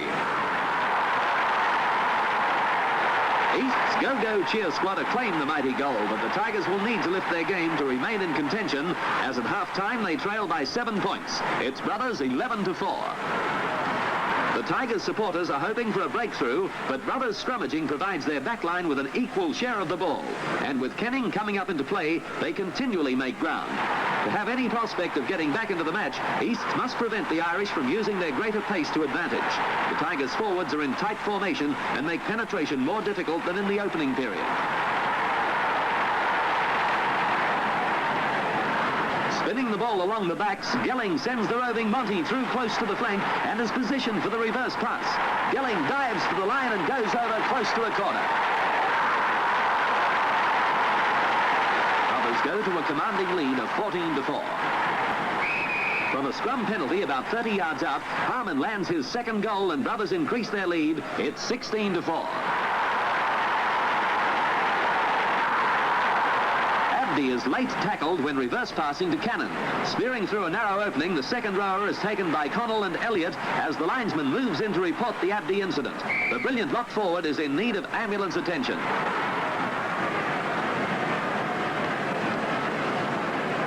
East's prop, Danny Ryan, is called out and immediately ordered off after 14 minutes.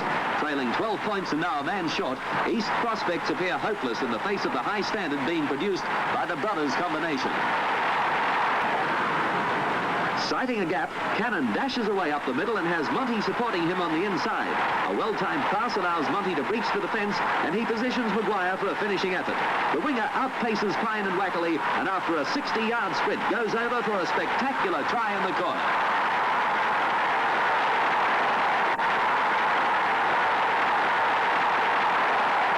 Harmon improves Brothers' 5th try as they virtually seal the match, taking a 17-point lead at 21-4. Faulty handling again gives Brothers possession, and Abdi clears the 25 before whipping a pass to Gleeson. On to Dowling, who steps past Lobergeiger. Backing up, Abdi rejoins the movement and sends Kenning up the centre. Kenning reverse passes to Abdi, who gathers and dashes for the corner. But it's no try, as an unintentional forward pass has been ruled and play is recalled. Abdi sends to Smith, but he's forced to cross field as Denman tries to take him into touch. An intelligent infield pass keeps the ball in play, and Harmon sends to Kenning as the Irish backs move up in support. A poor pass, and Maguire is unable to hold the ball in a tackle, and East have one last chance to cross Brothers' line as Webster wins the scrum. But the Tigers are weary and well covered by the dominating defence.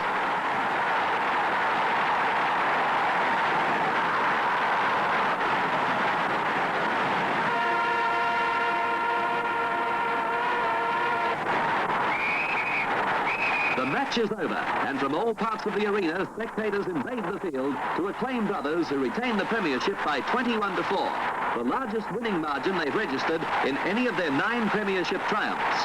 And by winning in successive years, they equal the performance of the 42 and 43 teams who defeated Souths and Valleys, respectively. Having led the points table throughout the season and scoring 5 tries whilst keeping their own line intact in the grand final, as they did against Norths last year, Brothers are indeed true champions of Brisbane's Rugby League. Skipper Eric Gelling proudly holds aloft the Kirks Cup. Rated one of the most consistent players of the season, Gelling was a member of last year's team, which was led by Kangaroo prop forward Peter Gallagher, now retired from the game. And as he promised, that perky little leprechaun brought luck to the Irish, but even he would admit they had the ability to use it to the full.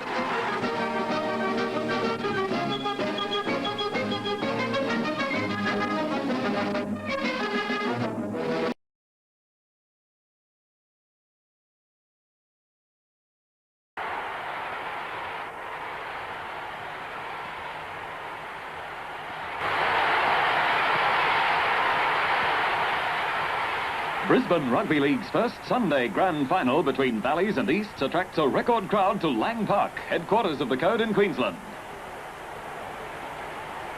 Valleys mascot receives a boisterous welcome from some of the Tiger fans. The intense rivalry between the teams ignited when Valleys were responsible for East's first loss of the season.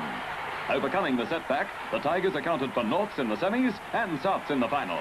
Now they're ready to give of their utmost to bring Easts their first premiership in 21 years. But they face a Herculean task.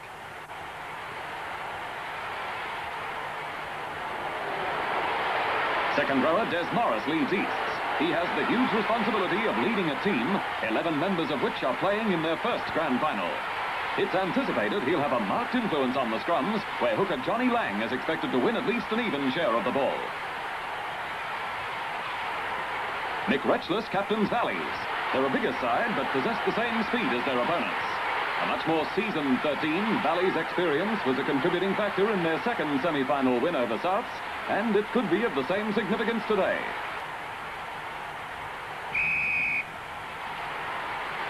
As Valleys follow on from the kick-off, Fullerton drives the ball back to their half. Anticipating keenly, Abraham fields the ball and cuts infield, where he's securely grounded by Curry.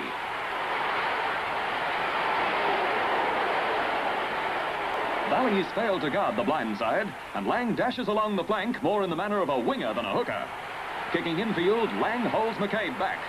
Following on and favoured by the bounce of the ball, Denman goes in for the first try after 3 minutes.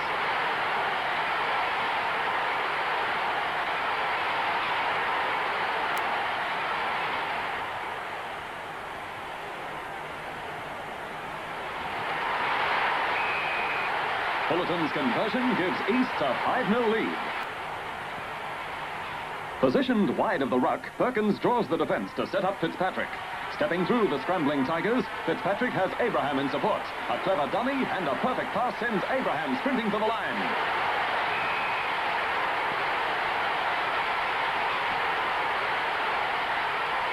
The try again in slow motion.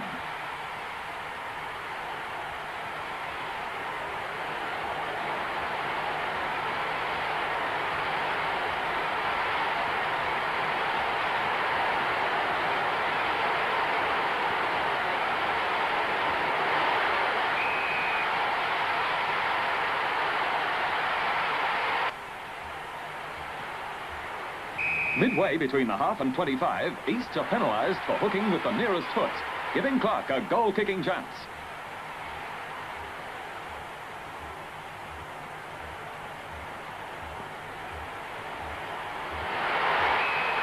Valleys even the score after 10 minutes.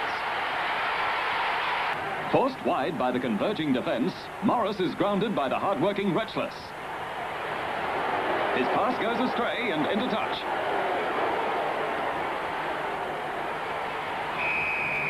The halves are having a keen struggle. Threlfo's alertness giving Valleys a chance to run their backs. A reverse pass from Retchless sends Scanlon tearing through an opening. Cutting out Fitzpatrick, he sends Norris flying for the corner. Finishing off the movement, he leaps over to score.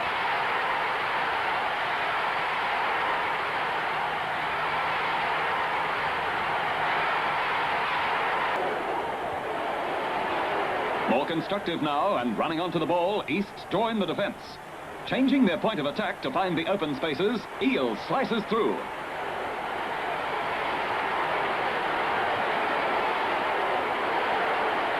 An ankle tackle by Clark brings him down inside the 25. A reverse pass from Eel splits the defence. Backing up, Curry sidesteps his way through to dive over for the Tigers' second try.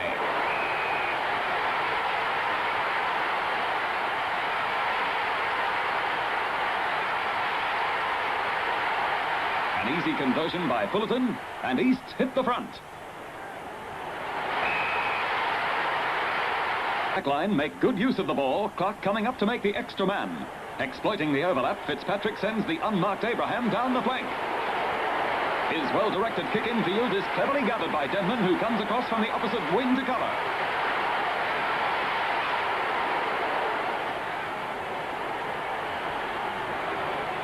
The linesman's report to referee Ron Harbottle results in a penalty against Easts right in front.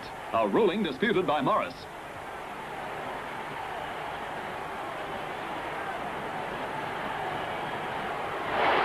kick levels the scores. From a Valleys penalty, Fullerton has a chance to send East into the lead. But he's wide of the mark, and Clark, using a well-concealed dummy and change of pace, cuts through to beyond the 25. On to Hughes as Valleys storm towards East's half, but there's no weak link in East's line. Valleys ball. Trelfo's pivoting pass gives Scanlon room to move. He beats Fife, but the referee and Trelfo go down in the one tackling movement about 8 yards out from the East's line. Stepping wide of the marker, Retchless spears through to reach out and score under the posts. A thoroughly deserved reward for Retchless, who's having a great game.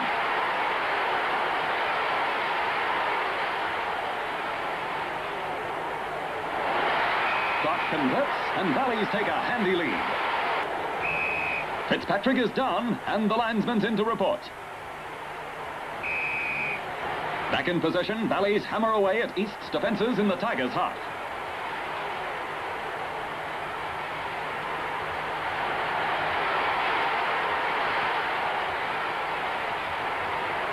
The forwards of both sides are feeling the strain of a non-stop duel. But spotting an opening, McCabe gets the ball from Hughes and is pulled down a couple of yards short of the posts.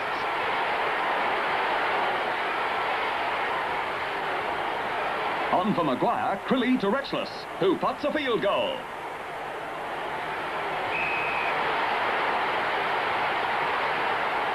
That almost makes Valleys safe, as East would have to score twice to take the lead. They have sufficient time, but the way Valleys are playing, the odds are against them. Easts keep trying to the limit of their capacity, and Valleys cannot afford complacency.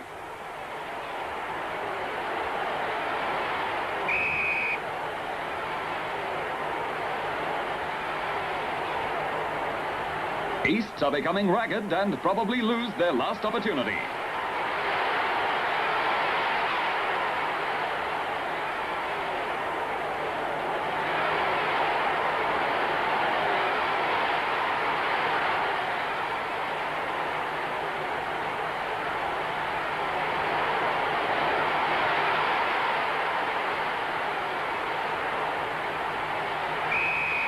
A penalty to the diehards just inside the 25.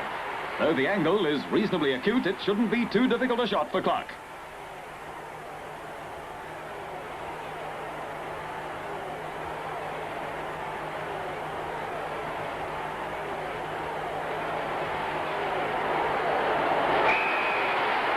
That puts the game well beyond East's reach.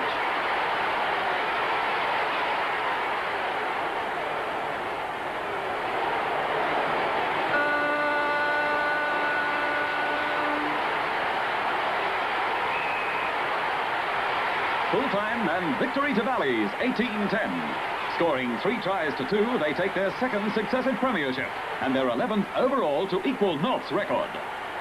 Moose Maguire comes out to share in the celebrations.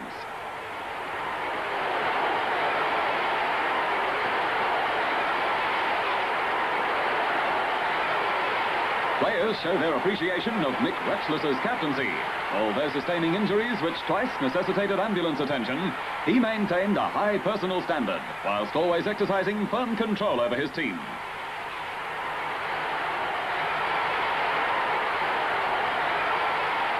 Proudly displaying the Kirk's Cup, the diehards take off on a lap of honour.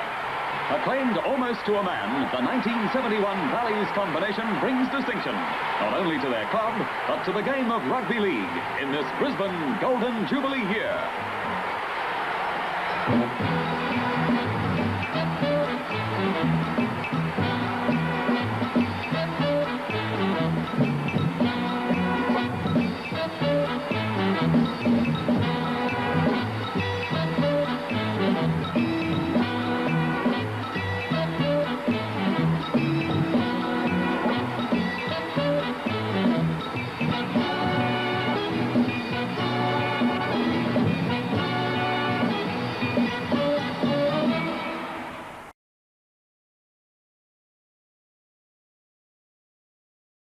Grand final day 1976, and here comes the Panthers. Have a listen to the crowd. Roughly 40,000 people here.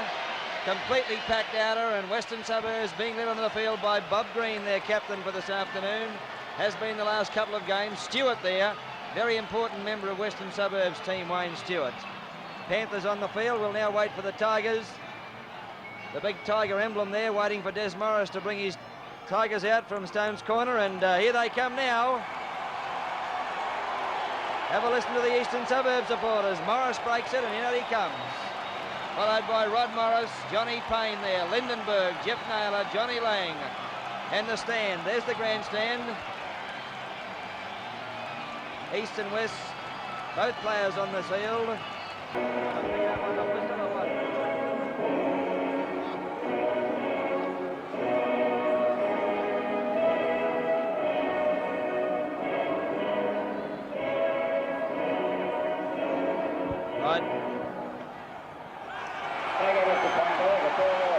There's the end of the national anthem, and Bernie Pramberg blows the whistle, and away we go in the 1976 Brisbane Rugby League Grand Final.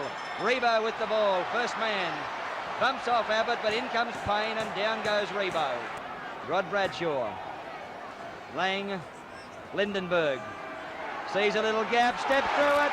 Oh, beautiful tackle, Rebo. Lovely covering tackle from John Rebo. Payne, a drop at a field goal.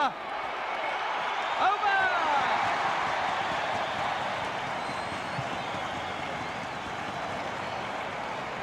Johnny Payne puts a 1 point on the board.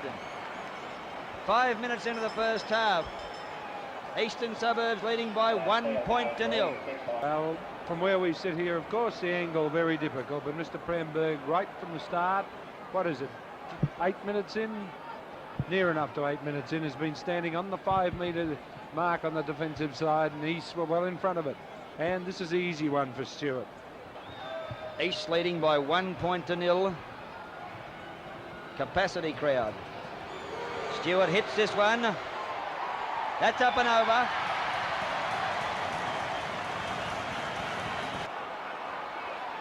Stephen Creer to play it back to John Rebo. Rebo, Oliphant, Richardson along with a Prickett. Prickett gives it out, no full down. Oh, great defence, Eastern Suburbs. Final tackle, he's over. He is over. 5-1. And quite correct, sir. They all left Prickett, left him, well, like a shag on a rock, because they thought they had to cover. Opened up like a, tin of sardines. Yes, like a tin of sardines, like butter going through a hot knife.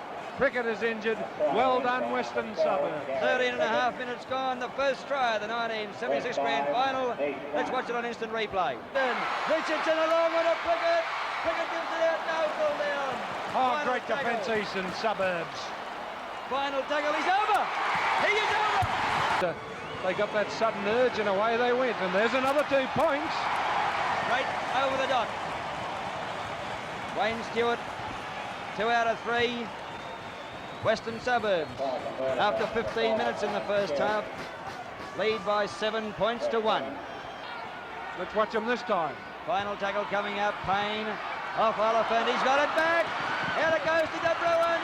He's on the back leg. De Bruin grab, put down. He's lost the ball. Rebo has the ball. Oh, Payne is eyeing the bloke in the background. Hey. Oh, it was a bad. I think he's boxing though. Basically. Stewart's kick is over. Another 2 points. He's making East work really hard. Richardson running now. Beautifully done, Richardson. Oh, he dummied. Oh, and he's lost the ball, but picked up and play on. Final tackle. Suburbs, they need a try. They need a try badly. Lindenberg gives it to Payne. Payne to Morris. Rod Morris is over. Now he's out. He's out. Oh, good football. Great football from East. What lovely short passing. Johnny Lang, Greg Holborn, John Payne. Payne now to Kewen. Beautiful. Johnny Abbott to Callis. He's up the line. Up. Lindenberg, long pass to Payne. Payne has Abbott with him. Now to Abbott, and he has Nikolai with him. Into Nikolai. Nikolai back inside to Lindenberg, and Lindenberg held on to. Final tackle, a scrum to pack. Final tackle. Prickett running from dummy half. Flies the ball back. West keeping it alive. Richardson puts the kick in now. Bit of open space. Richardson sprinting through. Kuhn's there. He's lost it. Richardson has it. Oh, Oliphant's got it. Oliphant down to Rebo. Oh, yes. Rebo, the try scorer. What a try. Let's have a look at it, Mick, from when Richardson kicks the ball. Just watch him sprint after it. He really determined to get that ball back. Let's watch it on instant replay. Half. Flies the ball back. West keeping it alive. Richardson puts the kick in now. Bit of open space. Richardson sprinting through. Kuhn's there. He's lost it. Richardson has it. Oh, Oliphant's got it. Oliphant down to Rebo. Oh! That's well tackled by Gary Prickett. Oh, cover defending. That guy's everywhere. He's hurt. He's... Lindenberg puts the sprint in. Away he goes. Puts the kick in and a good one. Tough football from Wayne Lindenberg. Very, very quick off the mark. And has put East on the attack if they can get the ball. Just inside the quarterway. East with a chance now. Holman, De Bruin, Farquhar, and Naylor. Naylor to Callis. Callis step, still going. Looking for support. Now he gives it to De Bruin. De Bruin 12 metres out. Eastern Suburbs attacking. West defending grimly. Jeff Naylor. Naylor into Roddy Morris. Rod Morris 10 metres out. Final tackle. West lead by 12 points to 1. 2 tries to nothing. Lindenberg, Holman, Jeff Naylor to Farquhar. Out it goes to Abbott. Abbott to Callis. He's dropped it. He's dropped it. Oh! Would you believe it? Oh, I've got a groan because that was a try.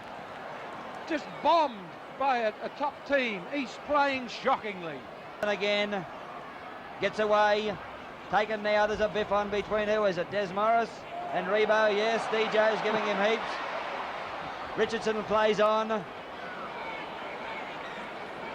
Scrum it up. Short one. Yes. Mr. Pramberg has been pleading with Eastern Suburbs to get back right in. Well, have you noticed him? You stand back the 5 yards there, you call the players back with you, and I think you can only give them so much tolerance before the penalty comes. Well, he's on East supporters, so they'll be sitting home crying, I'd say. Stewart's kick.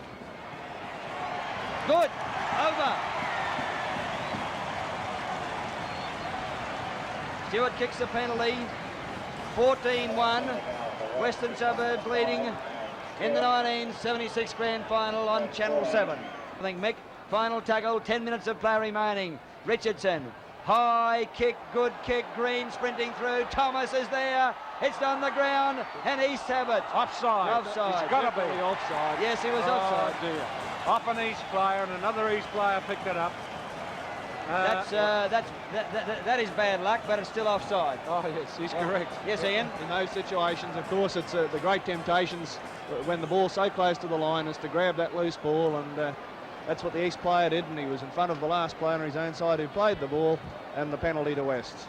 Because I thought that they could contain that attacking machine of Kuhn and coming into the back line, which in the back.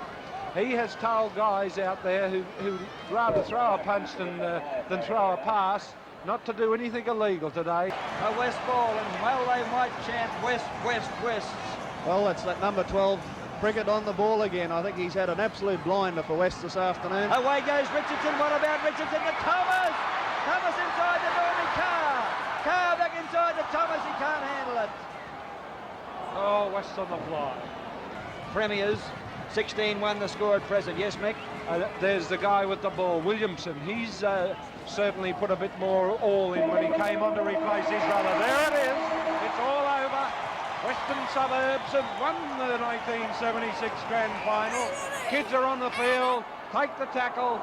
Callis has done the wrong thing, but no doubt about it. West have won the 1976 Grand Final to the funny score of 16 points to 1. Look at the crowd on there. That is bad.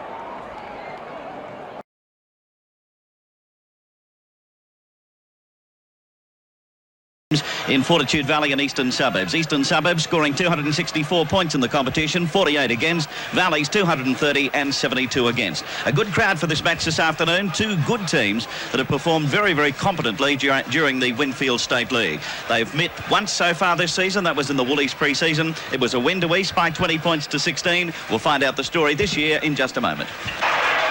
Wally Lewis leading Fortitude Valley out, and notice once again, Mike, that he has that very heavily strapped left knee again, the one that's been giving a bit of trouble, and he had it very severely strapped up last week, and it's exactly the same this time round. I think it's for prevention more than cure, Bill, so it doesn't get any worse. Well, he's one of the key men, the key man, I should imagine, in the Fortitude Valley lineup. Eastern Suburbs this afternoon, led by Michael Booth, their fullback, who's also had a very good season so far, Michael, and he's been rewarded by leading the side today.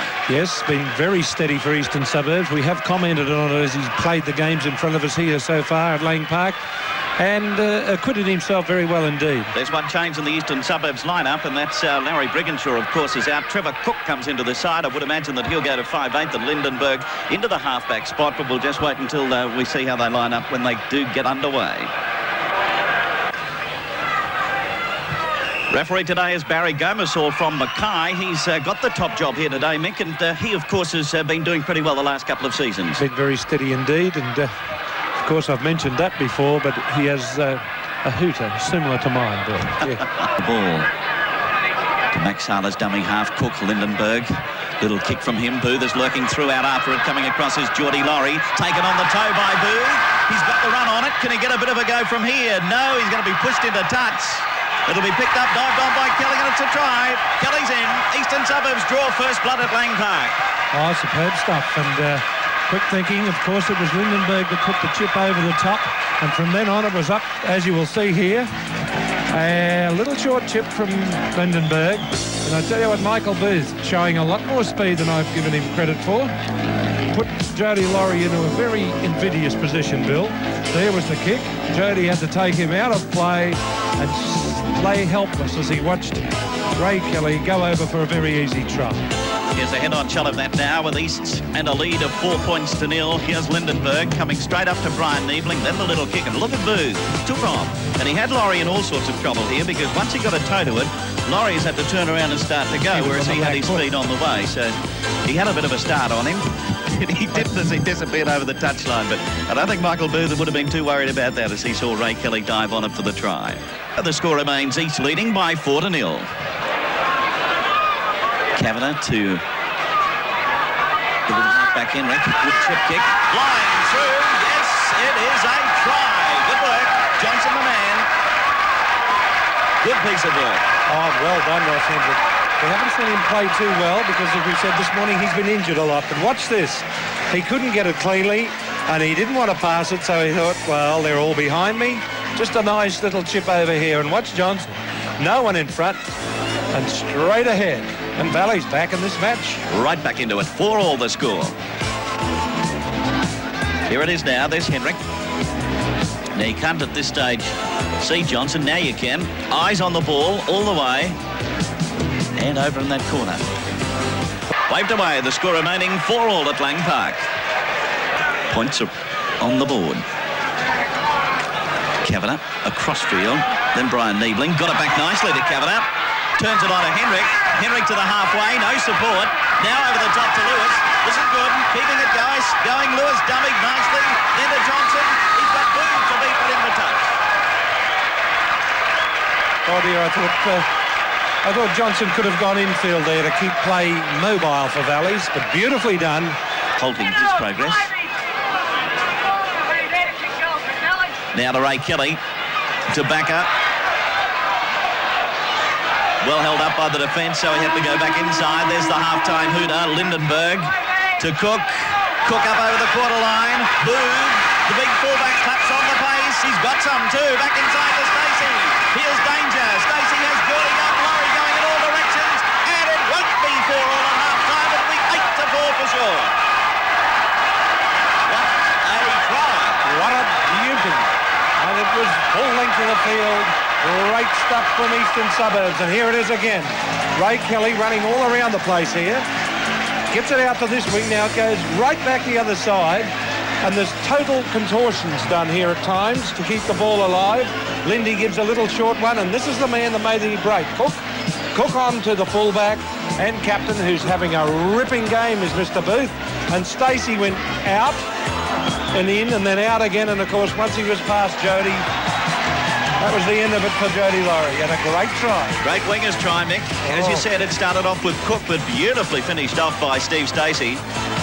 And here it is again. There are several bits about this that really stood out. I think that little short pass of Lindenberg's and the was one top stuff. And Backer getting it back inside was a bit of a miracle to start. There's Lindy, just enough to Cook. Wriggled out of the tackle. Now this one they've really put on the pace. And look at Geordie Laurie. He'll be having some bad dreams tonight because he's had a heck of a time today. Chopping and changing them and coming at him in all directions. Stacey tackled by Johnson right on the line, but the big fella had his eye set for that corner, and that's exactly where he went. Half-time sees Easts leading by 8 points to 4. Tried desperately. Lewis from dummy half, diving for the line, he's in. Wally Lewis over. It's 8-all at Lang Park. And that was an individual effort to Lewis. He really went for the blocker on that occasion. You'll see when he picked it all up at dummy half, watch him. I'm off. And as soon as he made up his mind, look at him. He was just threw himself. Now there's 1, 2, 3 there. No chance. He's over the white line, and that was a determined effort. Look at it. Head on. It's real determination, isn't it? Oh, yes. 52% so far this season. Is he going to make the difference to the Valleys team? No, he's not. It's still 8-all at Lang Park. Darren Morris coming up for the shot at goal. A crucial one here. 2 points are coming very handy for Valleys, and they've got them. 10-8. They hit the front at Lang Park.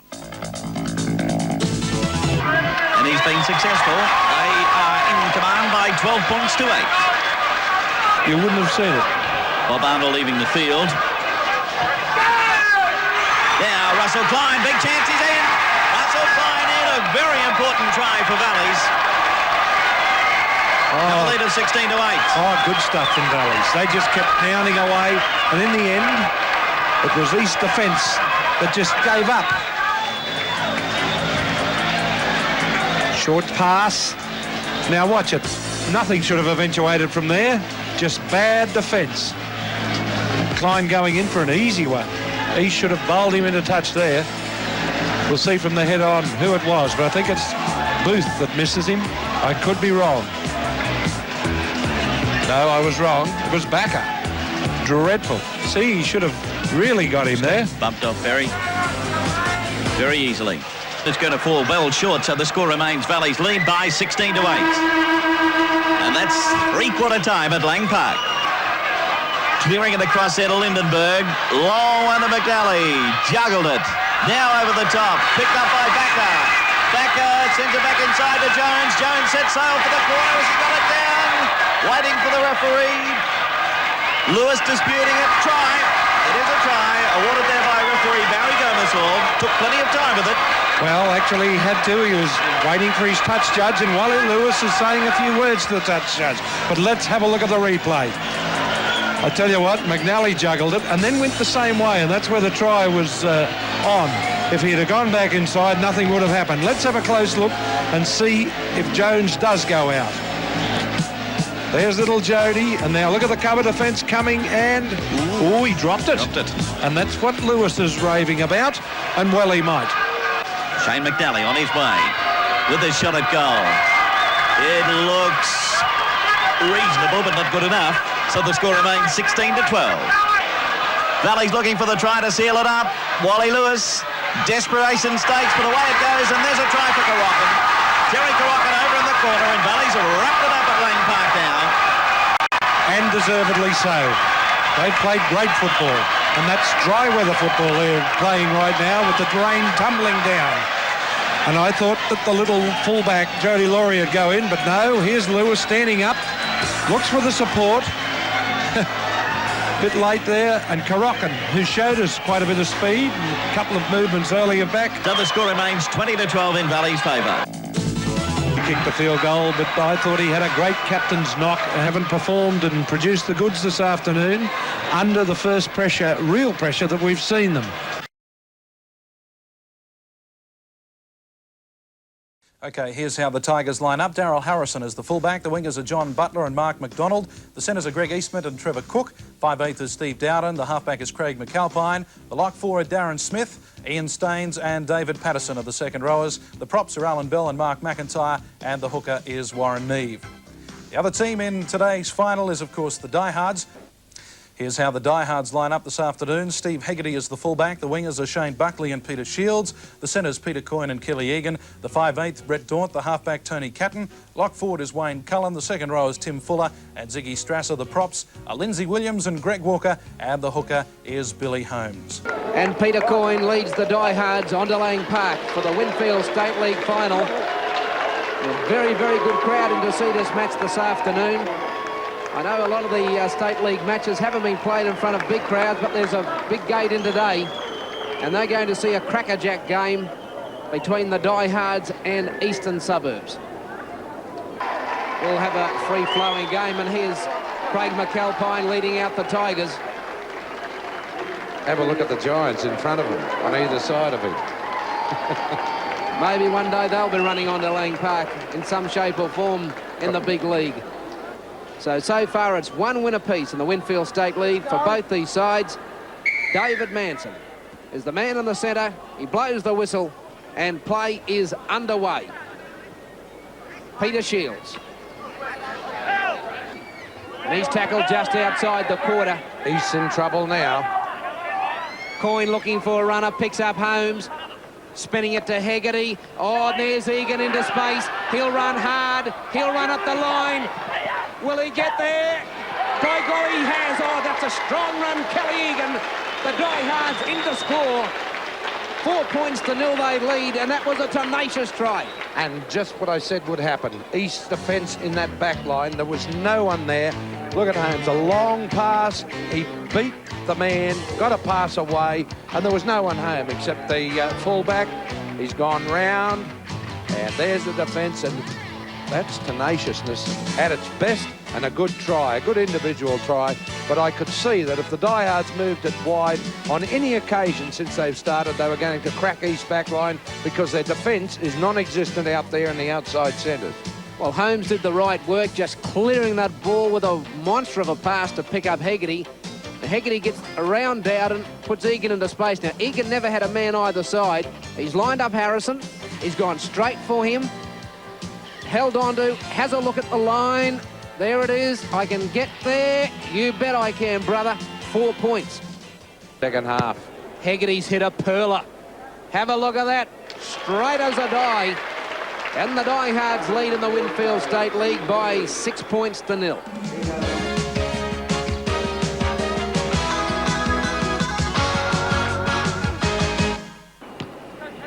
Catton puts it high. It's a good one. It's on a threatening piece. It's gone loose. Cook's come from an offside position. And is so. So the Diehards now lead East by 8 points to 0. You're watching the Winfield State League final here on Nine's Wide World of Sports. Middle comes Caton. Coyne can't take it. East will dive on it. Penalty, Diehards. That looks all right. That's as straight as you can get. And the Diehards now go to a lead of 10 points to 0. You're watching the Winfield State League final on Nine's Wide World of Sports. What do they do now? McAlpine. Kick. And that's dropped, and that will be a try. Well, Peter Shields has butchered it. And Mark McDonald. 3 tries on Friday night and another one today, and that's what East needed. A lucky try, but they're back in the match. Him on that one. You have a look at it. Here it comes. Now it comes at 100 mile an hour, and then just as he's about to set for it, like a wicket keeper, she's gone over the top of the head. I might have been a bit severe on I think you were. Looking, stab this through. He's hit it pretty well. That's in for mine. Yep. Up and over. Great kick, Johnny Butler. That'll spur the Tigers on. McAlpine reversing. It goes to Patterson. And now McDonald. They lay off him. Inside to Harrison, and that's a try. East have done it. They did it on the final tackle. That's not good football from the Diehards. Darryl Harrison in to score. It's 10-all. Oh, but top marks to McDonald. The try wasn't on, but he knew Harrison was coming like... Now, watch this. He calls. Watch it. McDonald's got a bit of a flick. I know you're there somewhere because he heard the call, and that's what this bloke with the ball. What's the... Watch the performance of Alan Bell. There is number 11 when Harrison scores the try. Up goes the hands. There's McDonald setting up. Harrison inside. And just see if Bell comes into your screen. There's a close-up of Harrison putting the ball down. And there's Alan Bell. Well, we just don't see his reaction, but it was something to... something of elation. Was there to back up the score. Butler. Not one of his Sunday best. And so we've got an even ball game. 10-all Easts and Diehards in the final of the Winfield State League, coming away on Nine's Wide World of Sports. Pressure time now for Eastern Suburbs. Holmes, short side, Coyne gives it to Buckley, and that is a good try. Oh, that's a good smart try from Peter Coyne. Shane Buckley in to score, and the Diehards regain the lead. They lead 14-10. And watch the quick thinking of the dummy half here. Beautifully done, Holmes. And that was beautifully done also by Peter Coyne, the captain. Coyne really stood McDonald up here, held the ball, waited till McDonald committed to Buckley and went past him, and Buckley was unopposed in the run of the post. So, how's that? Can't get much straighter than that. What a great kick from Steve Hegarty. And the Diehards now lead by 16 points to 10. 18 minutes gone to the second half of the Winfield State League final from Lang Park. The Diehards lead 16-10. A try here would just about wrap it up, but a penalty might be just as good. Hegarty up and over. So now the Diehards have an 8-point margin.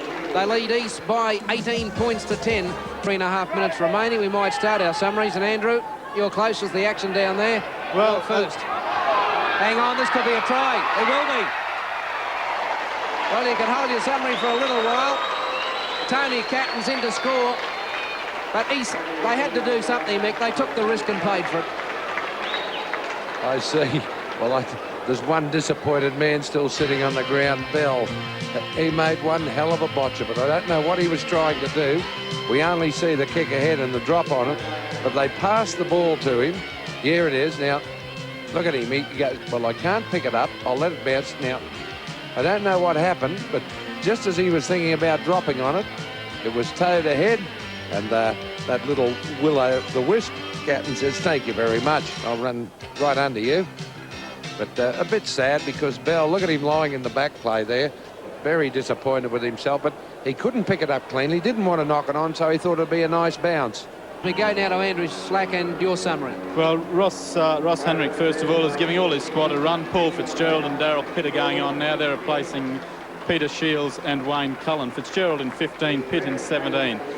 Well, East's really improved, a gutsy effort in the second half, but just didn't have it. Diehards have proved they're the best team in the competition at this stage of the year, but Harrison and McDonald again for East were very good. Cook improved his game in the second half, got things moving. Darren Smith, I think, was East's best player for the 80 minutes. He really tried.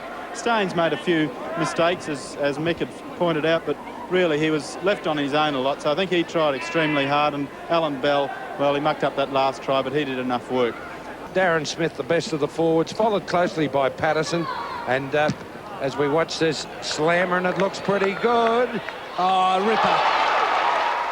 An absolute curler from Steve Hegarty. 26-10 now, the lead for the Diehards. And there she goes. And in the Diehards have really played well. And my man of the match, the bloke that kicked that goal, Hegarty, he defended. He did everything beautifully. Try-saving tackles and put all the points on the board, or put plenty on. He's my man of the match. Steve Hegarty, our Panasonic man of the match, and the Diehards are the winners in the Winfield State League for 1988. They defeat Eastern Suburbs by 26 points to 10.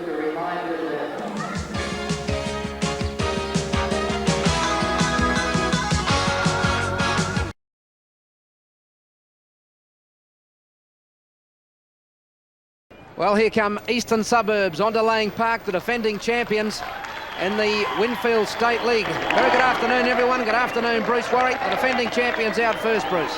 Yes, and they look keen and very enthusiastic about it, Alan. Let's have a look at the Eastern Suburbs side. The fullback is Ken Jackson, the three-quarters, Pat Cowell, Mark Nash, Steve Wilkes and Steve Dowden. The halves are Chris Hastings and Andrew Need. Have a look at their pack of forwards. The front row is Ian Staines, the skipper, Rob Rattiri, the hooker. The other prop is Steve Herman. The second rowers are Sean Keating and Scott Nielsen. And the lock is the big hitter, Darren Wolans, and they're coached by Johnny Lang. And they had a very, very lucky win here Wednesday night, Bruce Warwick, to get into the final. And here come the diehards, led by Tony Catton. They had a very easy win over Brothers, whereas East got up in the last 50 seconds over North Queensland. And this is certainly the side that comes into the game as favourite. It's a very strong team. Hegarty's at fullback. The three quarters are Burke, Coyne and O'Neill and Buckley.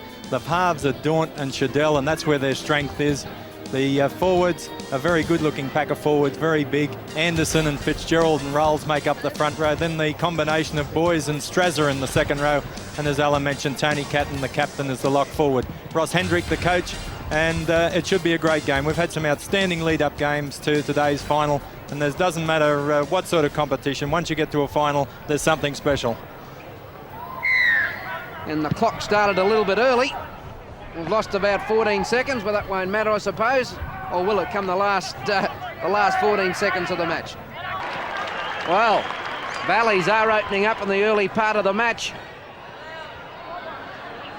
Dowden floating one over the top, and here's Jackson. Here's Jackson. How's that? Valley's looking very, very vulnerable, and the defending champions draw first blood. Kenny Jackson in to score. East lead by 4 points to 0. Certainly was. He makes no mistake. So Eastern Suburbs lead by 6 points to 0. 6 minutes gone first half. You're watching the final of the Winfield State League on Nine's Wide World of Sports. Copybook tackle from Wolans. Shadell sneaking, almost a shepherd. Here's Catton. Boys into space. There's the try line. Valley's hit back. Richard Boys in to score. And Eastern Suburbs lead by 6 points to 4. Defence, but there was a lot of lead-up work here by Valleys that went nowhere, and I think it just caught East defence napping a little bit, and then finally when the pass did go wide, Boys, once he got through, big and strong, too quick, and the try is there to Valleys. Nice pass from Tony Catton. Beautiful short pass. And Boys hitting it, hitting the line.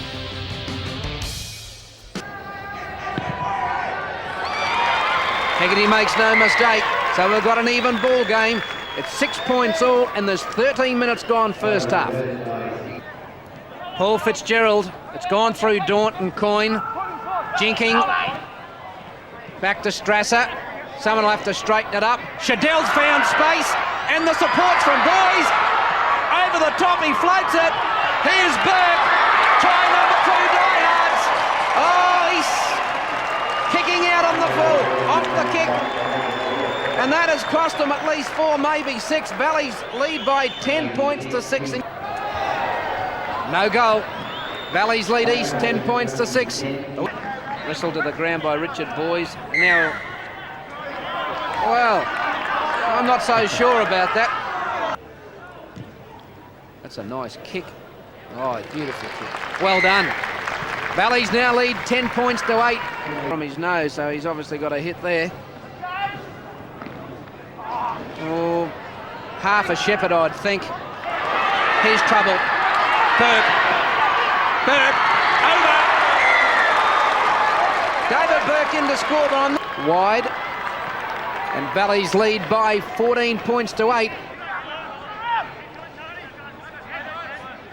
Wilkes. The call was from Nash. Now, has Hegarty got the speed and cover? I don't think he has. He's no hope. Mark Nash is in. Yes. Eastern Suburbs run 70 metres to score. Mark Nash with a ton of speed down the flank, and Valleys lead by 14 to 12. So level it up. Hits it beautifully. Oh, an absolute gem from Kenny Jackson. 14 all, the Winfield State League final. We'll be back in a moment. A bit where Eastern Suburbs seem to have got another life out of that try, and they look particularly strong at the moment. Here comes Wilkes. He might have the pace to beat Hegarty. He's almost there. He's there. He's there. Stevie Wilkes in to score. and that will stay out to the left, so that's no goal. So Eastern Suburbs lead Valleys 18-14, 15 minutes gone, second half. Oh, this might be a try. This might be a try. Is it a try? David Manson arrives on the scene, gives the penalty for the late tackle on Daunt. Jackson, the man. Makes no mistake, the Eastern Suburbs lead by 18-16, and there's 18 minutes to go in the match. Fitzgerald now to Daunt. Shadell acts as a 5'8", and a long pass to Coyne. Dummies, back inside to Shadell. Yes, this is a try, good stuff. Oh, Valleys have done it. Tony O'Neill in to score. Have a look at the hold-up of the ball here. Goes across the Valleys back line. That's where it's held there and comes back inside. It's kept alive from Coyne. On to Shadell on the burst, and then beautiful backing up from O'Neill to come around and score a very good try. So Hegarty kicks it. Valleys lead 22-18, 13 minutes to go in the match. The Winfield State League final coming your way on Nine's Wide World of Sports. Oh, Tweedy losing it on the tackle, and now it's with Keating. Now he's got a big chance here. It's against Shadell. I think every bloke on the field would prefer it that way. So Jackson straight through the high diddle-diddle. Valleys lead 22-20, 12 minutes remaining. Daunt. Oh, it's gone away here to Burke. Now, what's inside? There's defence, there's attack, and there's Trevor Shadell, and he will score! Trevor Shadell's in, they laid off him. The little halfback. Well, we said earlier Valleys were to get back into the match. Shadell had to spark it. He created the try for O'Neill, and now he scored one on his own, and he's just stood and looked at him. Valleys lead 26-20. Daunt's pass here and the pickup by Burke was the one that set all the try up. Good work from Burke. He came from nowhere to take it, then got it back infield, and look at Shadell just come from nowhere to back up again. And once they hung off him there thinking he was going to pass to Burke, he just had too much pace and scored an excellent try. A great player, Trevor Shadell, and he's going to go a long way, I think, in this game of rugby league, because he has all the skills and he certainly shows them here. But I think the work that Burke did early in getting into position to take that short pass off Daunt and then to create the opening for Shadell, excellent change of pace there. Just Is that coming back? It is. It's over. So Hegarty converts the try and Valleys lead 28-20. 6 minutes remaining, and Bruce, that might be just about enough to get them home now. And Coyne, Greg, back around from Coyne, now to Daunt. Brett Daunt's in to score. Valleys too strong at the death. Part of the Valleys revival when they looked in trouble early in the second half, but great play.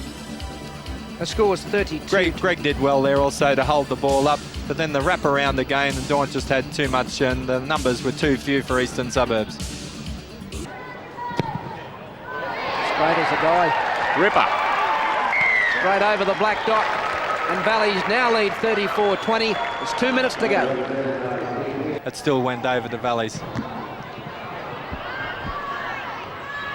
Here's a chance. And here's a try. Steve Wilkes, right on full time, gets the bounce of the ball and scores underneath the post. The Winfield Cup, Jackson adds the extras. That's it, that's full time. And Valleys are the champions in the Winfield State League for 1990. They've defeated the defending champions Eastern Suburbs by 34 points to 26.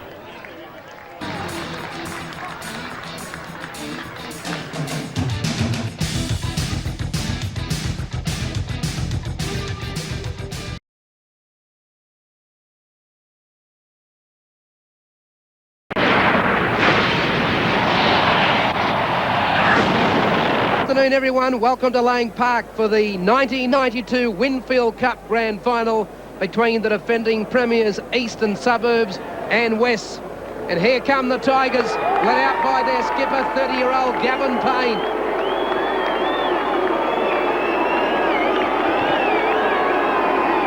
Judging by the boos, I think West might be favourites here with the crowd this afternoon. Here's the eastern suburb side. It's Mulvihill, the fullback. The wingers are Cannon and McGowan. The centres are Payne and Street. The halves are Dowden and Green, that's Paul Green, and the pack is Crosby. The second rowers are Crothers and Nielsen, and the front row Herman and Anderson. Andrew Neves, the hooker, and they're coached by the former international and John Lang. And listen to the support for the Panthers, no doubt about where the crowd sentiments are today. They haven't won a grand final since 1976. They did win the preliminary final. They beat East convincingly on that occasion, 25-14. But let's have a look at the lineup. It's Craig Green at fullback, John Green on one wing, Maguire on the other. In the centres, it's Smith and Strutton. 5/8 is Bowen and Duncan, the halfback. Their lock forward is Liddell. In the second row, it's Mills and Schuler. The front row is O'Reilly and Shaw. And the hooker, of course, is Fitzgerald. And their coach is Gary Grinke. And we'll just see who's going to come out of this one. Here's the kick-off coming up. It's going to be Green putting it downfield. It'll be taken back there by Paul Green. There's 3 Greens in action out there today. Dummy half is Neve. He'll send it across there. Comes on to Anderson. Anderson going for the line. He's going to score. First score of the match. Eastern Suburbs are in the front row. Peter Anderson is over for the try, and they open up a lead of 4 points to 0. I think, as Greg Dowling outlined, John Lang just wanted probably a hard 20-25 from Anderson. Full bore, and there's the evidence of it. He's crossed for the big 4-pointer. East lead 4-0. Going to be waved away, so the score remains East's leading by 4 points to 0. Lost the ball in the tackle. There's going to be a penalty to West. Pretty good crowd out here at Lang Park for this match today. Here's the kick. No doubt about it, straight through the centre. So West get their first points on the board, but East set the lead of 4 points to 2. On the 22-metre line is where Gavin Duncan feeds the ball, and East are going to come up with it again, are they? Well, he's got him for not retiring, but why Gavin Duncan doesn't put it under his own lock speed, I'm not sure, because he's putting it in just behind the hooker and they're getting pushed off it, and no other league halfback puts it anywhere near the middle. Why not put it under your lock speed? Have a look at Alan Langer, and he's the Rothmans gold medal best and fairest. Jeff Tuvey the other day missed the scrum just about. In defence is very good, but now West with the ball. Here's Liddell. They've got the pass out wide to Stratton. He's a metre short of the line. Come on! Anderson want to be careful he doesn't end up in the bin. Sam Smith, he's got it to Schuller. That's it, they're in. West have hit back. He's propped up the ball, 10 out from the line, and eventually it was the captain, Paul Schuller, that went in to score, and Western Suburbs lead by 6 points to 4. And here you'll see Smith, the former Ipswich player, has played for Queensland. Gets Crosby on him, then 2 come in to make the tackle, which leaves the space for Schuller. That's 6-4 to Wests. Makes no mistake, and Western Suburbs lead of the grand final by 8 points to 4. Well, Western Suburbs continue to roll their forwards, Greg Dowling, as they chip for Duncan to chase. And it's Duncan, hands away to Smith. John Green, he doesn't need him, he's in. Sam Smith is in. He had John Green on the outside. The bounce of the ball's gone Western Suburbs' way. And West now race to a vital lead of 12 points to 4. Well, he got the points. Here's the bad bounce now coming up for Gavin Payne. He's come back. Really nothing you can do about that. Maintains his composure, Gavin Duncan, rather well. Finds his support outside. This here, perhaps, is where Sam Smith could have passed. Opted not to, over the line. Will he keep the 100% record intact? It's coming around. She's a ripper. Western Suburbs at half-time lead by 14 points to 4 as the teams leave the field after Eastern Suburbs led 4-0 after 14 minutes of play. East up offside, penalty Western Suburbs. The Matadi lead. Here's his kick. No doubt about it. So West have a lead now of 16 points to 4. Back the other way, Bowen with it again. They got plenty of players. This is Mills starting to go. Got his pass outside, cutting his way through. Over there is Smith. Smith coming up, did it back inside. And here's the try for the winger in green. And that'll wrap it up, I'd say. West going right off out there in the centre of field. And why not? They've opened up a big lead of 20 to 4. Well, a couple of those players blew it earlier. Green throwing the inside pass to Sam Smith that went to ground somewhere or other after a big run from Mills.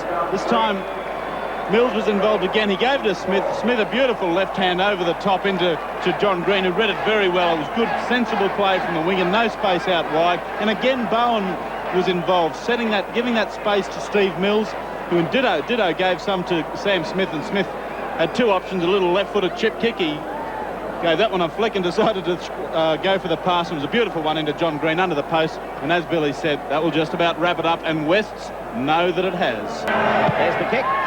No doubt about it. Through it goes. So the West lead is a good one at Lang Park. It's 22 points to 4 now. The category at this stage, but there's things about Steve Mills' game that remind me of Blue Plats. Yeah, here they go again. This is Bowen. He sends it outside. They start to stretch out a little bit again with Stratton. Over the top it goes. This will be another try. He's in again, Green. And West careering away now. Green into the corner. And they've got a lead of 26 points to 4. There's that man again, Bowen. And that one again as well, Sam Smith. This time Mills was out of it. He'd been in earlier. Smith finds the sideline, knows that John Green's come inside. Both East defenders sucked in. Pass taken high from John Green. He's happy enough to test his goal kicking from the sideline. See what he can do from here. It's a bit low this one, but it's got to be there. He's booted it over. And he's set this crowd alight at Lang Park today. 28 points to 4. West are leading East. So Eastern Suburbs. Duncan's come away with it towards the line, and he's in. Gavin Duncan from the base of the scrum. Oh, Tinkerbell down the chalk, in the corner. 32 points to 4. Well, East couldn't tackle him, but his teammates did a fair job after he scored the try. They really decked him. Great play from Gavin Duncan. It's come out straight back out by the looks of it to me, but he's done the old off the left foot, off the right foot, inside and around Sean Davis over in the corner, and we'll test John Green this time. Can he make it 6 out of 6? The Panthers, they want another one. They'll go right, they'll get one. Duncan floats one straight for the corner. Graham Stratton, in he goes. He's played well today, the centre, and Graham Stratton goes in to score. Western Suburbs 36, Eastern Suburbs 4. Fitzgerald now pushes him out of the way to get there. To Duncan. Green, 10 metres out, hands free, Wayne Treleaven, unselfishly to Stratton for try number 2, puts it down. Wayne Treleaven only on the park about 3 minutes. 20 years with his club and in a grand final sets up his centre partner of the moment, Graham Stratton, for try number 2. Be the playmaker at first receiver. He has the football, he spins it. Nielsen. Who's got it now? Can they get an overlap? They finally get it out wide to Greg Street. He'll go in the corner. This is Payne attempts to kick, and they will get double figures. He's kicked it. Great goal. Great conversion. West lead 40 to 10. There'll be one more play the ball. No, won't be now, but they should score. They need hands fast and left. It goes to ground. Picked up by Greg Street. That's it. That's the grand final to Western Suburbs, their first since 1976, and they have comprehensively defeated the defending premiers Eastern Suburbs by 40 points to 10. And Andrew Slack, a very, very comprehensive performance indeed. Well, you don't have to look further than the scoreboard to realise that, but it was one, I think, pretty well based on a good forward effort. Once they, as we've said before, they got themselves into the mode, and Paul Schuller led from the front. Steve Mills, who was touted before the game as the big match breaker. East kept a hold on him for a good little while, but then he started to make that space. People were looking off support, coming off support for him, and Craig Bowen got the backs moving beautifully. Paul Schuller, the captain of West, picking up the Winfield Cup, and with a great deal of difficulty too, I might add. He tips it over, but the lid was going to bite the dust there, but Schuller, a very happy man, well deserved, as we say, and his teammates there applauding. And one of their fans in the background there is determined to make it to television. And the rest of the players followed on there and got their particular rewards after that.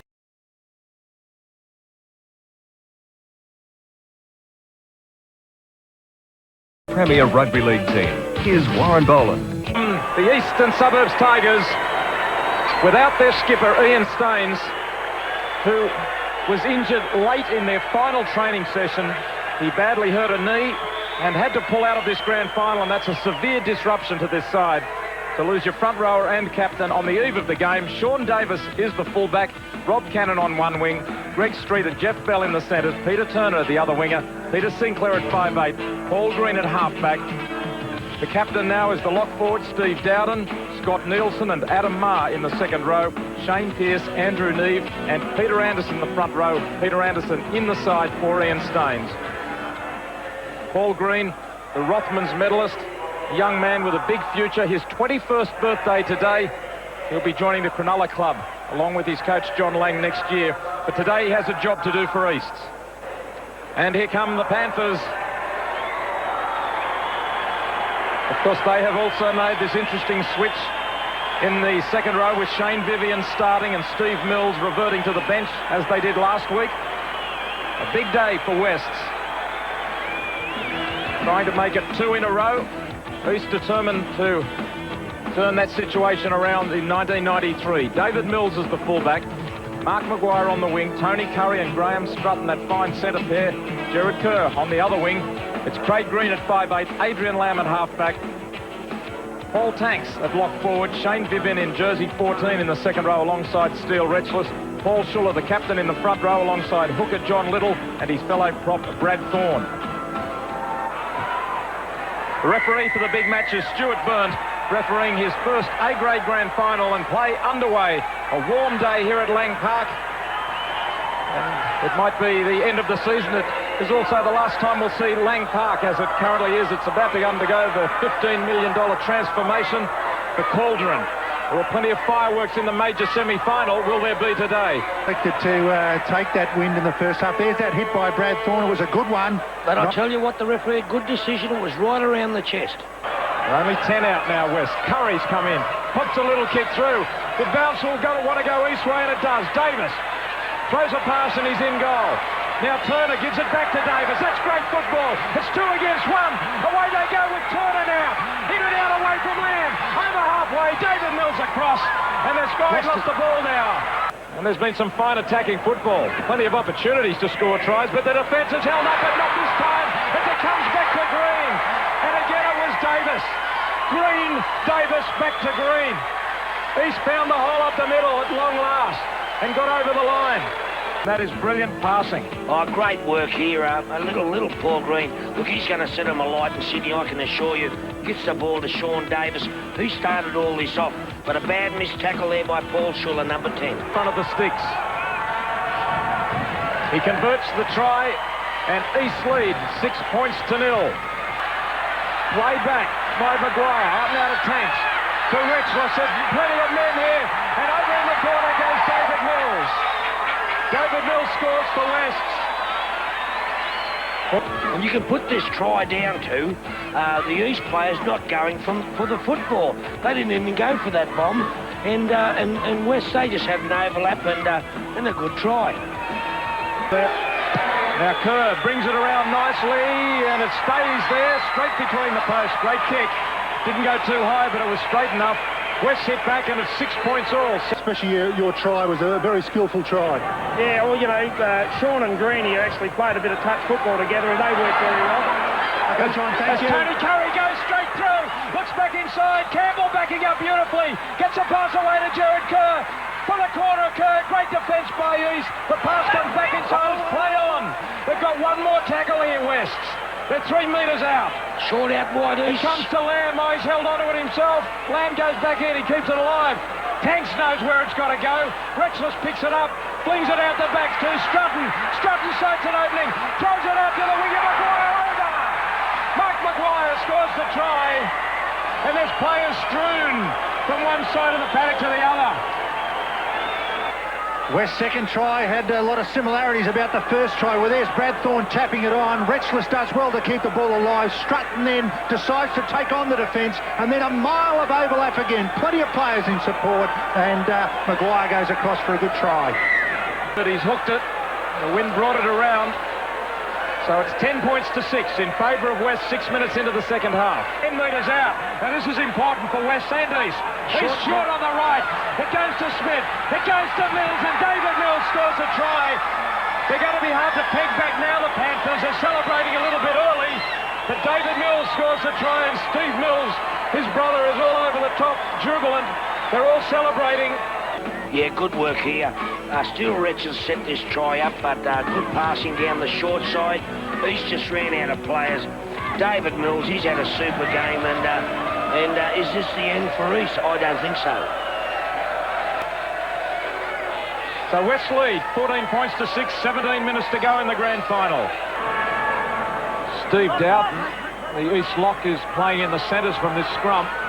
Bowen gets it to Strutton. Strutton's gone through. He'll go all the way here. Across comes Davis. The pass is knocked down. Maguire was inside, is still alive though. And over goes Mark Maguire. That's the grand final now. Wests have got this premiership won. It looked as if Strutton could go all the way himself, and with Mark Maguire alongside him, look at the smile just creeping onto Gary Grenke's face. He knows this is a match-winning lead now, and it's been Graham Strutton who's created the opening. I just said that Steve Dowd was out in the centres, but for East, there's the break made by Graham Strutton. He went through Torpy, the winger, but West had created an overlap. Pass knocked down on the inside. Mark Maguire scrambles back to pick it up, and Turner, the winger from the far side, couldn't stop the try. Had a happy day with the boot, but his team are well on their way now to winning the grand final. It's 18 points to 6 in favour of West. It's up Paul Green with a beautiful tackle. He's still on top of the tackle count, Schillery. That was number 40. And away they go. Sinclair! Sinclair has scored, so it's not all over. Peter Sinclair waltzes through some fairly soft defence. West just opened up, they relaxed for a moment, and Sinclair saw the hole. 18 points to 10. They've got to put this conversion over. Here it is from dummy half. They laid off him. Lamb was in two minds, let him go. Steele Retchless was diving through the air and couldn't get a hand on him. In front, he's got to put it over, and he has.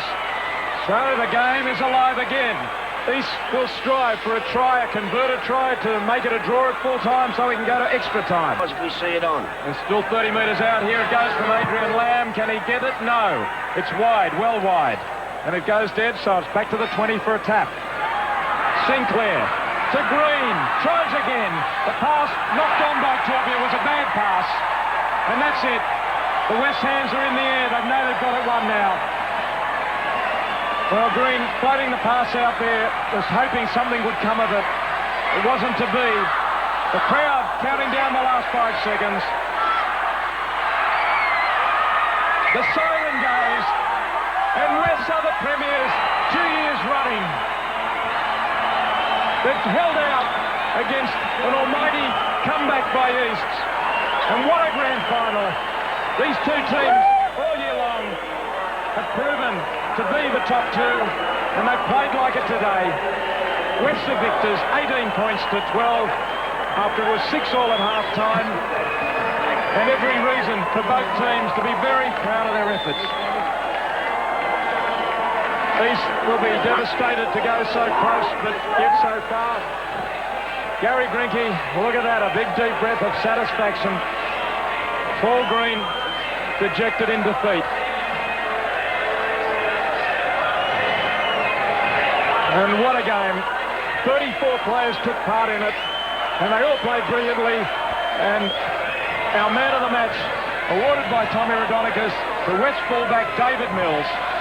Well, David, to see your dad congratulating there must be a great feeling. Mate, the best feeling all year. Haven't seen them all year. They've come up to the grand final, and we've got the goods for them. Couldn't be any happier. This is the way they did it. They scored 4 tries to 2 for East. The try scorers, Paul Green and Peter Sinclair. Green landing a goal and Rob Cannon kicking a goal. For West, 2 tries to David Mills, 2 to Mark Maguire, Kerr kicking 1 from 4. A great day for West. So that just about winds up the season. Thanks to Tom Raudonikis and David Wright for joining us during the finals. Thanks to all of you for joining us on ABC television right through the season. And, of course, congratulations to East. Valiant in defeat. But for West, the glory, they're the premiers. We'll see you again next season. Goodbye for now.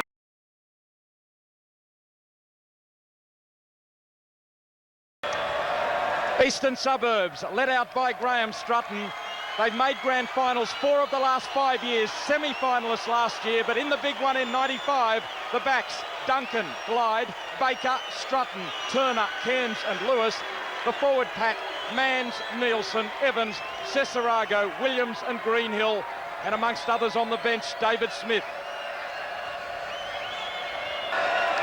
And the Wynnum Seagulls, led out by Ricky Taylor. Their last grand final win was 1986.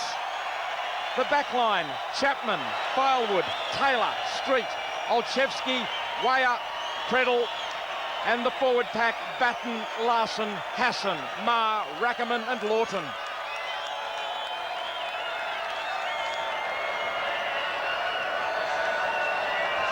Wynnum have won the toss, electing to run with a slight breeze in the first half. Travis Baker gets the match underway. The Brisbane Rugby League dating back to 1909. A long-running competition, 1995. It's Easts and Wynnum, and what a big occasion it is. Tremendous grand final atmosphere as Hassan goes in amongst the East forwards. Edges up to 35 metres out. Predel lets one go, picks up Anthony Batten. Batten pops up there, Strutton's got an intercept. Graham Strutton, is he fast enough? Those experienced legs just outpacing the fence. David Chapman won't be early enough. Strutton's in. The skipper, the experience, Graham Strutton, just threw a hand out, intercepted the ball, popped it up. Batten, I think it was, who tried the pass, and Strutton had just got in between, and the Tigers have had the start they were looking for. Mark Cesarago moves in to try and convert the first try, hits it beautifully, right down the middle. Cesarago adds the extras, 6-0 the Tigers after only 6 minutes. And then fires it up to Tony Batten, he almost dummied a kick. Wynnum Manly seem to be fiddling, and here's a penalty though for the Seagulls. Inside the 10 metres, the Tigers. That's it, 19 metres out. He's headed pretty well. Is it going to stay on line? Yes, it is. Flags are up. Wynnum put their first points on the board. They trail East by 6 points to 2. 14 minutes gone. A chance out here if they want to run it. Fifth tackle. East are short. Only 3 men on this side of the post. Weyer to Predel. Throws a dummy. Taylor's loose. Taylor now with the ball. Gives it away and Lawton's over for the try, I think. Wynnum are in. Wynnum have scored a try that's been coming for a couple of minutes. Plenty of time though for Andrew Duncan. A Wynnum player taken out off the ball. Let's silly play that from East. It was field now. Olszewski moves into it. Good shot at it. And the flags are up once more. Wynnum poke their noses in front in this grand final. 12 minutes before half time. It's the Seagulls leading the Tigers 8-6 with Wests. Williams up the blind side, a chance. Here's Jenkins rolled over the line he goes. That's a try, and Wynnum's defence went to sleep on the blind side. Very soft try, considering the intensity of the game so far. Gaps. Short on the right, the Tigers. Predel tries to get it around them. Batten to Hassan. They've got the numbers. Chapman goes himself and he gets there. Just as well he did because he had support out wide and Olszewski but elected to go himself. Dead right, David. We've already seen Wynnum fail to get over the line once when Hassan went himself earlier. This time Chapman, a former Balmain teammate of Hassan's, has gone himself. Reeves might assist him here a little, might bring it back. It's coming through the posts. Yes, it's a great kick. It's a superb kick from out wide by Olszewski. Every point's going to count today. Wynnum lead East 14 points to 10. Glide. Important tackle by Glide on his old teammate. Jason Predel dashes up the blind side, no one at home. Cover defence coming across from Greenhill. Pops it back on the inside to Greg Street. Tries to get away then from Strutton, does. Back to Jason Predel. They've run out of numbers. And I've nearly run out of my voice. Oh, what a diving tackle from Heath Lewis. He stopped that try. Whitfield scored a try here. Ricky Taylor fires it out to Weyer. Weyer decides to run it himself. He's quick. Out then to Larson. He's over. The Seagulls have put on a try in the last minute of the first half. And what a try it was. Close to the uprights. He pushes it through. Once again, he's kicking well. And the Wynnum fans are on their feet and roaring. It's 20 points to 10 at half-time. Here's a chance here on the left that the Tigers can get it wide. Lewis fires the long ball out. There's Strutton, picks it up beautifully. Graham Strutton, his second on the bounce. Graham Strutton picked up the pass. It was not a particularly good one from, I think, Heath Lewis. And the Tigers bashed their way over for a try by moving it quickly from a very good attacking raid. Here's Lewis. The pass, the idea was right. Bounces up to Strutton, just waited for it. Breaks away from Greg Street, and then close enough to go across. Chance now for the Seagulls to extend their lead. They lead at the moment 20-14. Duncan flew for it, just is dislodged forward into Travis Baker's arms. They've got 4 points from penalties already. Olszewski right in front, no mistake. Extra points on, 22-14 with 28 minutes to go. That's the 5th tackle also. Strutton and Smith both on the right. Lewis decides a little chip kick this time. Coming forward is Chapman, reads it well, gets the bounce. Lost the ball though, picked up by Strutton. Graham Strutton, number 3, on the spot. He scored an intercept try. He scored a try there from a loose ball and also from a break on the 6th tackle. So Graham Strutton, the skipper, has once again got the Tigers back into it. So 1 from 3 from out wide. This is going to go close. Coming back, waved away. And tackle just short of halfway. Wire comes blindside. Hassan gives some room to Olszewski. He's chased by Glide. Got to get back inside. He's got Street inside him. He might need him. Oh! I thought he hit the post. I thought he hit the post. I thought he hit the post. But it's going to be a try. It's going to be a try. It's one hell of a run by Matt Olszewski. There it is, was worked by Hassan as they worked this wide blind side. Olszewski just got on the outside of Glide. I thought Glide would go with him. Olszewski stayed in the field of play. They didn't touch the line. They come at him late here. Now, first of all, does he touch the corner post? Touch the line, I thought then. Touch the corner post. No try. It should have been no try. He was out. He was in touch. One of 3 occasions he's touched the sideline. Good work by Wynnum, nevertheless, here by Hassan to see a half chance and to put Olszewski on the outside of Glide. He has touched the line just as Glide came at him. As this cover defence from Duncan, he puts his foot on the line. The line is out. I think he brushed the corner post also before he on the sideline. The breeze will take it away, but the lead is still substantial. 26-18. To score 2 with Wynnum fairly short. This time Williams, goes so close, he's over. Dale Williams beside the post, that's too easy. The Seagulls have gone to sleep, and they've gone to sleep at the wrong time. With 9 minutes to go, the Tigers now with the try they needed. From 4, his team needs this one. It's through. Only 2 points in the grand final now. Grandstand finish with 8 minutes to go. Wynnum leading East 26-24. Other end. Chapman called on to hit it up, and he makes the break himself out of another tackle. David Chapman all alone. Back up comes too late from Greg Street down the centre. Now it's the 5th tackle, 30 metres out. It goes to Taylor. Puts the kick into the corner. Firewood chasing through. What the bounce? Oh, it's there. It's there for Wynnum. Ricky Taylor collects his own kick. That's the grand final to Wynnum. Ricky Taylor dives on the ball. The try! It was Chapman's break that did it, and then Ricky Taylor, the subsequent ruck, the tip over the top. They've attacked all year, they've continued to attack, and once again, the bouncing ball, Taylor dives on it, the elation. Matt Olszewski attempting to add the extras to put the seal on it. He's done it! What a kicking performance from Olszewski. That's an 8-point lead. That's the victory. 6 from 8 from Olszewski. 4 seconds left. East race back to halfway. It doesn't matter though. It's 32-24. The restart. The last tackle of the grand final taken by Taylor. It's all over. What an exciting game of football. Wynnum, magnificent. But East, valiant in defeat. And that controversial try casting a bit of a shadow over the game when Olszewski hit the touchline and the corner post. In the end, the difference is 8 points. So maybe Wynnum deserved victory, but that was one hell of a grand final.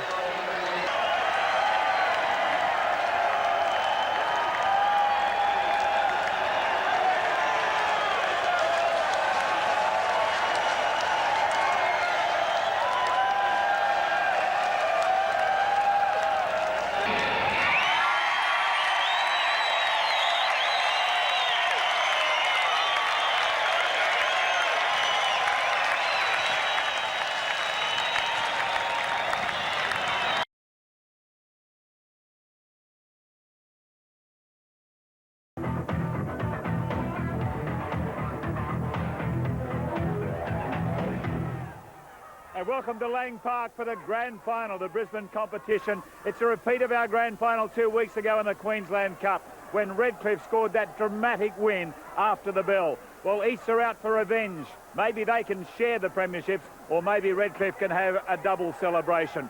David Wright with us again in commentary last time this year. Should be another beauty like last time, but can Redcliffe win too? I think they can, Jerry. I think they can make history here this afternoon because I don't think there's as much pressure on them as there will be on the Tigers. Let's have a look at the team. It's exactly the same side that took the field 2 weeks ago in the grand final, although there has been one change to the squad. Take a look at their starting lineup. Leon Yateman's the fullback, Robbie Braun and Peter Turner are the wingers, with Beatty and Baker the centres. The halves are Sippel and McPherson. With Wakefield, Cesarago and Evans make up the back row. Nielsen, Williams and Cotter are a strong front row, and their coach is Gavin Payne. And the Redcliffe team led out by Ian Graham. Ian Graham going out, obviously a special tribute to him, and there's Selwyn Toby, part of the lineup. And Redcliffe looking to get 2 in a row. They've won the Queensland Cup. Can they win the Brisbane Premiership as well? They look pretty relaxed about it all as they come out for this grand final of the Brisbane Premiership. The Tigers have been out on the field for quite some time and they've stood in a bit of a huddle there. It should be a very fast and open game. Stewie Burnt is the referee. Anthony Singleton will be kicking off. He's also had his curly locks cut short. It's not easy for the commentators when they do things like that, but not to worry. Nielsen takes it forward. He's still got his rich dark hair and is caught just short of his own 20-metre line. Redcliffe in the last 2 occasions have come up winners, 18-14 in the semi-final 4 weeks ago, and in the Queensland Cup Grand Final it was 18-16. So Redcliffe have managed 18 points, which has been enough on both occasions. Previously in the other minor grade grand finals, the Colts, Redcliffe beat East by 46 points to 4, and Redcliffe also got up in reserve grade as we see a break here, and a chance for the Tigers in A grade rather. Redcliffe 30 beat East 26. Can he make it 2-0 in the grand final? Yes, he can. Reads it perfectly, slightly into the breeze on this occasion, although it does gust from time to time. And Redcliffe have got first points. They lead by 2 points to 0. He's being very courageous in his attempts to do so, but he's in trouble. Intercept! Cameron Harron put the glasses down. Harron picked this one up beautifully. He just angles away from Leon Yateman, and just what the Tigers didn't need, an intercept in a grand final.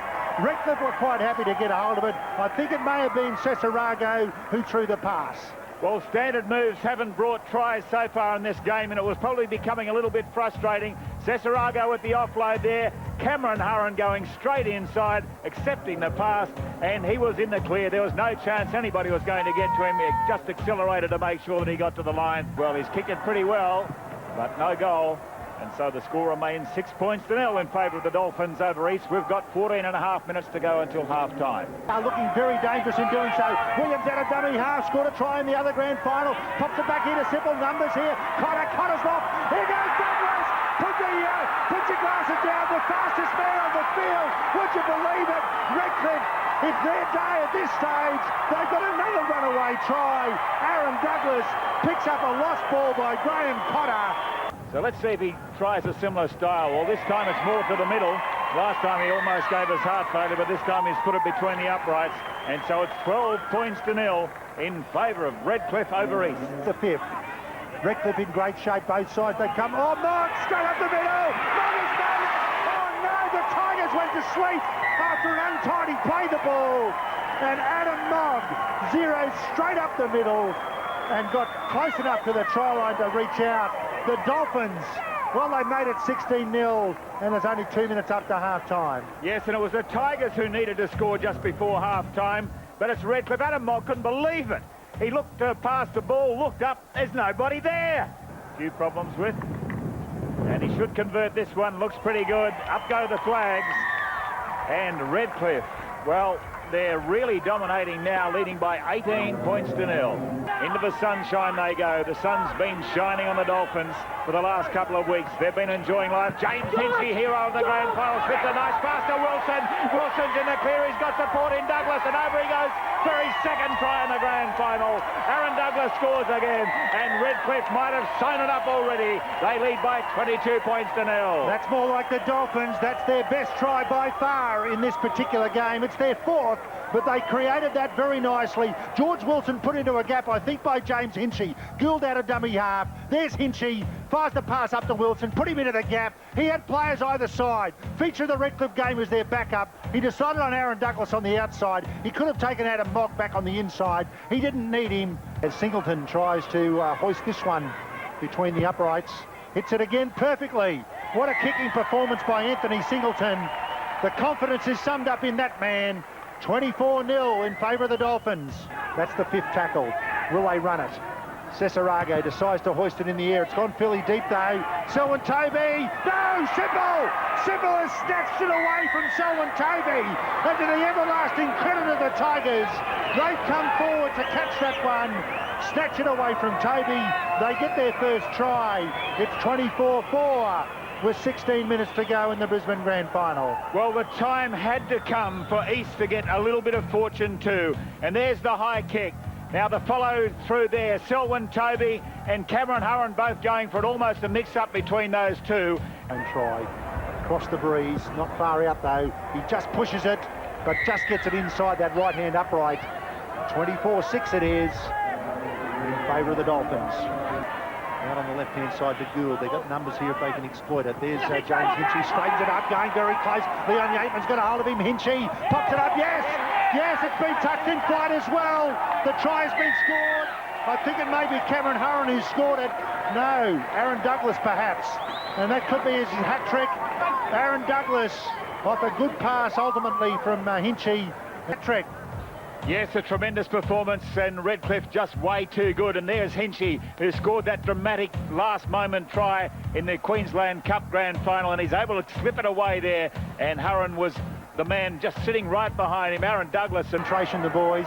But really, they haven't used their back line as we perhaps would have expected. Well, that's why, because they haven't controlled the ball in the middle. Cleal, wow, what an offload by Cleal to Ackerman and back to Miller. Miller, back to Ackerman again. What a combination, and stepping back inside, Kenny has scored. He's over again. Now the celebrations can well and truly start for the Dolphins. They go to a 32 points to 6 lead. Bevan Canning scores another try for them, and it's all red and white.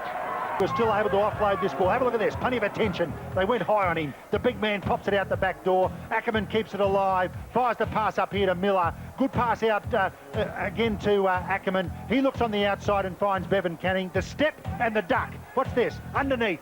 And almost loses it. Just manages to control it and get it down. And that's what happens when you're leading 28 points to 6.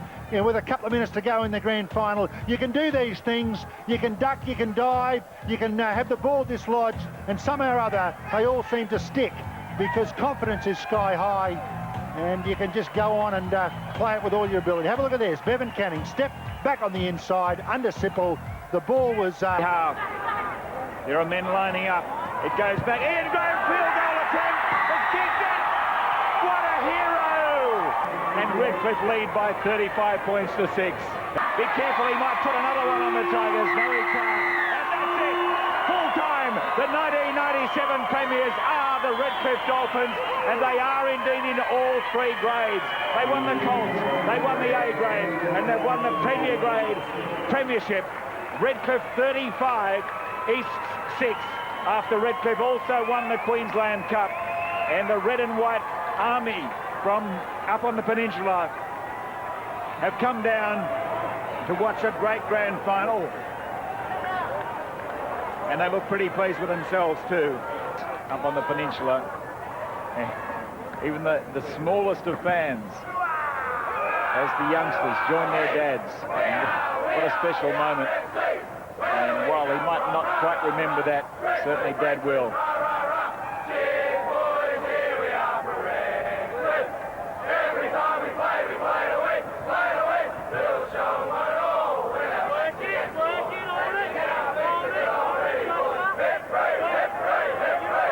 You've got Cameron, he working, he's working.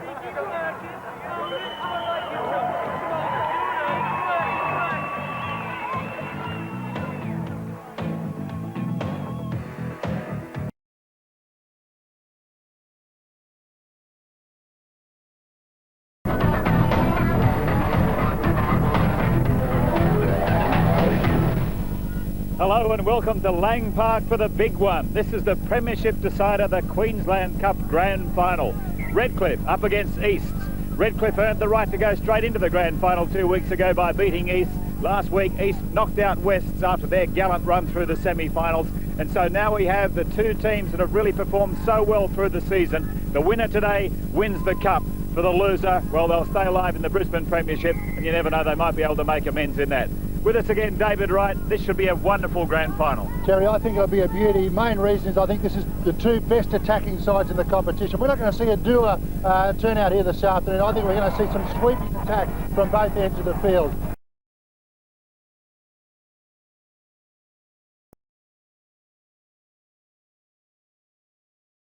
Here come the Dolphins. Peter Robinson just walking out slowly. And now into a trot. And what a lineup they have. As we saw a little bit earlier, this Dolphins team, it's pretty hard to criticise the lineup. So much power and strength in the forwards. The wonderful versatility of that, the base of the scrum there with Tony Gould and lock and Anthony Singleton and Peter Robinson the halves. And there he is, the captain, Peter Robinson. Peter Robinson leads by example. The Mighty Tigers led out by Mark Cesarago. They've got to the grand final the hard way. They'll say they're well prepared, I'm sure. It's a very handy side the Tigers have got from the park. Cesarago leads by example. Green. And the Queensland Cup grand final is underway. So the first touch of the ball, well, it's gone over the dead ball line, but it bounced just before it did, so it went pretty close to going out on the full. Came a millimetres it is, because that has bounced in the field of play and then out, and therefore it's a goal line dropout. Bit of a horror start for the Dolphins. They thought the wind would carry this ball out over the dead ball line. Really, they hadn't positioned themselves correctly there. Quite a strong breeze behind the Tigers in the first half. A little windy on the sideline, Greg Dowling. Yes, it certainly is. It's beautiful conditions really down here. It's 24 degrees. The ground is an absolute picture. And as you said, the west-southwesterlies blowing will favour East in that first half. And that's the start they wanted. Got options both sides. It goes to Robinson on the right and then Singleton. And now Graham heads for the line. Can he offload to Canning? Canning. Has he got a double movement? Double movement. Double movement. Bevan Canning couldn't help himself. Good set piece back on this blind side. Ian Graham off the pass up to Canning, and Canning must get caught short. The defence is there by Yateman, short, and well, he certainly didn't make a double movement. That's an interesting decision at the outfit, but he's on the injured list and has been for the last few weeks. There's Sipple, out to Cesarago, little set piece, back to Sipple, chances here, they created something, back on the inside to Leon Yateman. The defence tries to get hold of him, couple of yards, Leon Yateman, very close, made it! Wow, what an effort by Yateman. There were players hanging off him over 8 or 9 metres, and Yateman just kept slipping through, pushing away, and finally got close enough to slam it down. Here we see the ball being moved. Out wide, Cesarago backs around, and now Sipple runs forward, gets the pass back inside to Yateman. Now look at the way he pushes off one after another. There's total determination on the face. He's not going to let anybody get in his way. They can hold on to his jumper, to his shorts, to everything else, but he makes sure that he goes over. Nice Wonderful work. try. Beautiful set piece, this one from the Tigers. That was the little wrap around. Sipple does well to turn it back on the inside. Yateman, hands on him from 8 metres out. And he just kept, no, it was more than that. He was 15 metres out when they first touched him. But he then brushed through 3 or 4 to score it. Right in front. Hooks it through very comfortably. 6 points to nil. Good try, Greg. It certainly was. Just out there quickly. Williams goes the blind side instead. Still going Williams. He might score. He's going down. Well, Williams has gone over for the title. Punch up. There's a big punch up on. Sorry, Jerry. Peter Robinson got in and threw a few. There's one East player down. They've got the try they're after. They also got a bit extra trouble though. He got himself into a spot of bother here. This was the right way to come, not a problem there. I thought the play was on to throw the pass. Bumps out of that. Should have been taken there by Gould, and then they just fell away from him. Tell you what, you'd want to be a mate, wouldn't you? Yeah, you're not wrong. Makes a lot of faith in the kicker. Which Painter wouldn't have wanted the Welsh on a shout. Petry's got his eyes closed by lying on the ground. Scott Sipple a chance to get 2 points and 5 fingers. Kicked it pretty well. Flags go up. Conversion successful. And the Tigers lead by 12 points to 0. Not let Redcliffe across the line. Simple as you like, scored by Anthony Singleton from dummy half. Well, all of a sudden you sing their praises in the defence, and suddenly there's a huge gap that Anthony Singleton said thank you very much. Lack of concentration by the Tigers. We just saw a dummy half try by Dale Williams a little bit earlier. Have a look at this. You've got to watch the man with the ball, and Singleton, ever alert, last tackle. That's almost unbelievable. Turn their game around. Well, that's, yes, there. Good conversion from Anthony Singleton, and now just 6 points the difference. East 12, Redcliffe 6. The open side, the Dolphins scream for support. Cesarago lets one go. That's a beautiful ball. Has it turned out? That's a Robbie Braun. Can he make it? Yes! Rob Braun has scored it. Robbie Braun in the corner. McPeter, and every second. The pass was by Sipple. The inside pass was the real good ball. Robbie Braun, wow, he just scores that. That'll be worth having a close look at, Jerry. Down. I think he did. This is a good effort. The pass out in front, the key one. Cesarago, he was the one who threw that pass. The skipper, out to Sipple. Sipple, another cut-out pass to Braun. They've got it on the flank, and he just turns to get it down on the second time. So he's kicked it reasonably well, but away to the right, no goal. So the score remains 16-6 in favour. By Singleton, he wasted his extras. Hurren away now to Robinson. Robinson with a long pass to Hitchie. Hitchie from the line and stopped there and scored. Hitchie goes over, and finally the Dolphins get the try that has been eluding them for so long. With 14 minutes left in the game, it's now 16-10 with the conversion to come. He decided he was going to be the one to score. Singleton a good long ball out here. Robinson another good long ball. Hitchie had plenty of numbers. But as the defence held off, he threw the little dummy, he kept going, he spun, he turned, he got to the try line. And hope that the breeze will take it between the uprights. And he's done it well. He's got the conversion from out wide. And now it's 16-12. 12 minutes left in the game. What a grand final, Greg Dowling. Fine support, but that's the fifth Gaps on the left, gaps on the left. 1 minute to go. Gould with a long pass. Hitchie's run it. Hitchie's gone over for the try, but the conversion has to come. It's all locked up, 16-all. What a finish. Can Singleton win the grand final? And it will come after the hoot of this kick. There are 50 seconds to go in the match in normal time. The cheer squad jump and bounce around. The players can't. They are exhausted. The pass, I think it was from Gould. It was tantalisingly close to an intercept. Couldn't be taken, brushed away. Hitchie slipped over. Could they sacrifice another try? No. James Hinchey gets it across. Singleton always takes his time. Hits it, hooks it. The wing will hold it. It's there. They won it. They won it after the hooter. The Dolphins have done it. They jump in the air. The supporters do the same. What a kick by Anthony Singleton. They trailed for 80 minutes. 84 minutes they were behind Redcliffe. They're in front after the hooter. They have won the Queensland Cup by 18 points to 16. Anthony Singleton, what a hero. Under immense pressure, he had to allow for the breeze. He allowed for it beautifully. It snuck inside the right-hand upright. There he is right in the middle of the picture. Anthony Singleton, Lindsay there, Troy Lindsay number 10. Johnny Boxall, what a relief it must be for the coach. And plenty of hugs. And what a feeling. They lost last year's Queensland Cup on grand final day. Today, they have won the Queensland Cup. Being presented to the Redcliffe captain, Peter Robinson. Now, Peter. And the Redcliffe supporters went wild, and the Redcliffe players absolutely delighted with themselves. What a way to win a grand final. It's the sort of thing that dreams are made of. When it's one of those real cases of how do you feel? Well, how are those guys feeling at the moment? Absolutely on top of the world. They had 80 minutes of frustration trying to get into the lead in this game, and it didn't come until right after the 80 minutes had been concluded.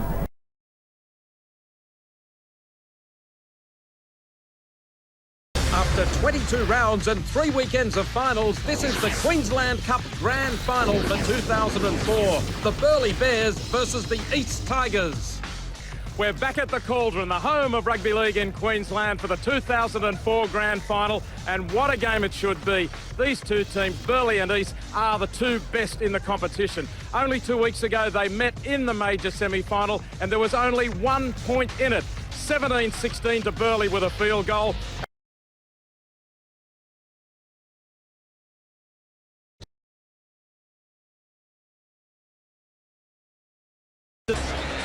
And one half of Lang Park is packed full of fans and they can't wait for the action to start.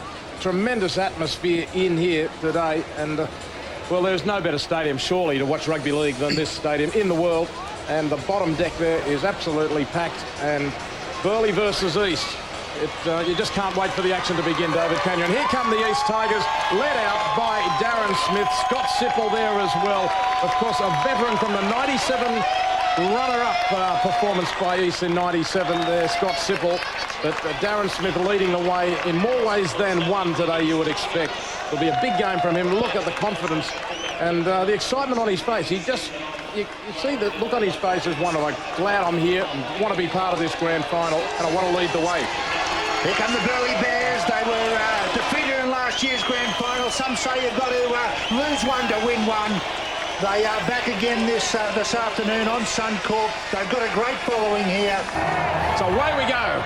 Burleigh kicking deep and taken there by McElwain, man of the match last week. And Allo's dropped the ball. The ball immediately comes out of the arms of Scott Allo. Heavy tackle and East forfeit possession. Not too much on those couple of plays from Burleigh. Now what do they do? Hayden steps off his left. He's going for the line. Hayden goes low now and he's got it. He's got the try, the first try of the grand final. It's Adam Hayden, did it all himself. East will be disappointed with their defence.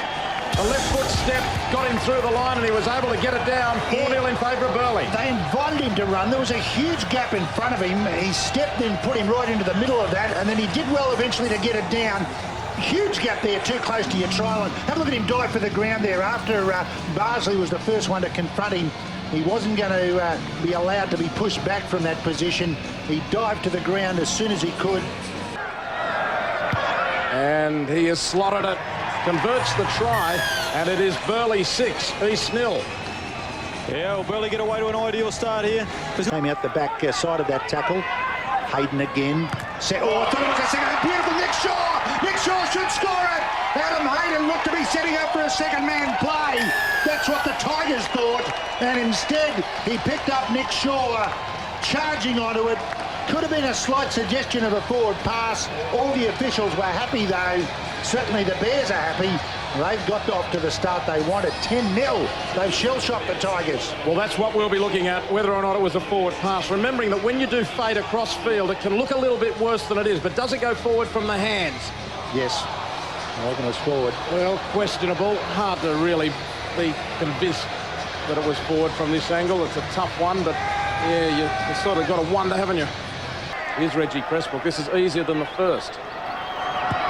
And he has got it. What a start for Burleigh. They lead the Tigers 12-0. Come on, Reg. That was Allen backing up. Now it's Young going himself. Trent Young from dummy half is close. He's there. Will the referee award it? He will. Tony Maxud says the Tigers have scored their first try. And it's 12-4 in favour of Burleigh with the Tigers' kick to come. Yeah, good hit back this from the Tigers. Trent Young is off to South Sydney next year. Had a runner coming and just decided it was he who was the best one to... Have a look at this. Just aisles across, then goes low, hard. One defender only to contest with, and the line was beckoning. Oh, he did well to get it down too. For a moment, he looked like he was going to be suspended. Rock solid there. They weren't good enough to stop that. Michael Pearce converts. That's a better balanced scoreboard, 12-6. Full tackle. McConnell, long pass to Hayden, that would create something on the outside. Out there to Flint, goes straight through Johnny Flint. He won't be stopped.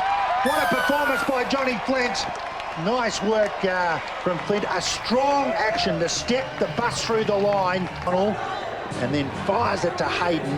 That just gets him into space. And then Johnny Flint with one-on-one on the halfback steps through the closing out defence. Was always going to be a bit sparse. Hooked it at least away. But Burleigh back in charge, 16-6. This run, Mark. He had to make that tackle. Here's a good chance again. McElwain, Renouf is in. What a hit and spin from Steve Renouf. It was one-on-one. The tackler was there, but Renouf just bumped off, spun around, came out the other direction, over for a sweet try for East. And they're back within 6. Class there from Renouf. It looked like he was going to get hit full on. McElwain goes to the line, up to Renouf. Have a look at this, spins away. Webber would have thought he would have been able to take him full on. It just makes it look so easy. We want to get inside that 6-point barrier. It's on track, it's good looking, kick, is it there? It is! Michael Pearce lands the conversion, and the Tigers are right back in it. 16-12 to Burleigh. Flanagan. Flanagan, McElwain again, the man is the go-to one. Renouf can't, yes, he's done it again! He slipped Jason Webber, and somehow or other, he's going to go to the video and could have a huge impact on the state of the game. Knock on. Taken there by Lockie. He's knocked that out, surely. That's got to be a penalty. That touch judge, yeah. Yet to win any of those. Knocks it through the middle. 6-point lead to the Bears. There's Chris Flint at the back now. He's the guy who kicked the winning field goal to make it 17-16 2 weeks ago. He's standing like a beacon. Flint drills it. No, it's got off the side of the boot, or has it? The Tigers do get another chance. Well, so they've got a minute. They put all their eggs in one basket, and it's by Burleigh, second to none the way they close out any play going down a short kick. Beattie chasing through. Beattie's got it. Beattie comes out. Beattie going for the line. He'll race away. He's got to get close to the post. Steve Beattie scores for the Tigers. The Tigers have a conversion with seconds remaining to level the scores and force it to extra time. I've either miscounted or the Cats have 10 lives because they've done it to Tigers. Chris Beattie, or Steve Beattie I should say, but can they convert? Beautiful kick that from Campbell. Beattie flashes through. Self-sacrifice at an absolute minimum. He cut away. I don't know why he didn't come back earlier than that, but instead it was Purton closing him out. Wayne Campbell, difficult one. He's got it! He's going to sudden death extra time. Incredible kick. Unbelievable. Well done, Dane Campbell. Yes. That's pressure. That's nerves of steel. That water might be cool, but his nerves, Gab, were ice cool. Well, you want the people that want to take the pressure on their shoulders to be in that situation. I'm not sure what the situation was, as you said, but if Campbell's walked up and said, I want the kick at goal, that's what you want. Now, the rules here, sudden death extra time, they'll toss to decide which way they will run. Then we just play. There's no swapping over after 5 minutes. They just keep going. The first scorer wins. All interchanges are back to 2 now. Smith's in trouble. Well, the two champions of the game, the two warriors, one Steve Renouf, the other Darren Smith. Well, he probably should not have been back out there. Oh, that was elbow from Ali Brown. He could be in trouble there, Ali Brown. Oh. And Burleigh will ignore offside at the moment. And they'll just try and get up on it. Darren Smith, absolutely courageous. It may be the end of Darren Smith's career. There's the quick one. Campbell goes for the field goal. Missed it. Just missed. To Gundry. Gundry will have a go himself. They're almost too close now. They're inside the 10, so the defender should be able to get up close. Hayden. Oh, beautiful pass. Flanagan. Hayden pass. And Michael Booth. Shannon. Why wouldn't he be? But he should be holding his head proud. What a game of football. What a performance by both Burleigh, the winners, and the Tigers. The Tigers have collapsed at their end of the park. They are just lying. 17 minutes of extra time before Shane O'Flanagan plunges over to win the grand final for the Burleigh Bears. Came off the pass, the defence hit him, but he bounced out of it, kept on going, made sure of it, and the Bears, runners-up last year, are the premiers in 2004. 22 points to 18, and we've got to leave it there. It's been a great season. It's been a great grand final. Johnny Flint, the man of the match. Outstanding performance. We've got to go to the Bowls. Look, just a great game of football. We'll join the Bowls now here on ABC Television.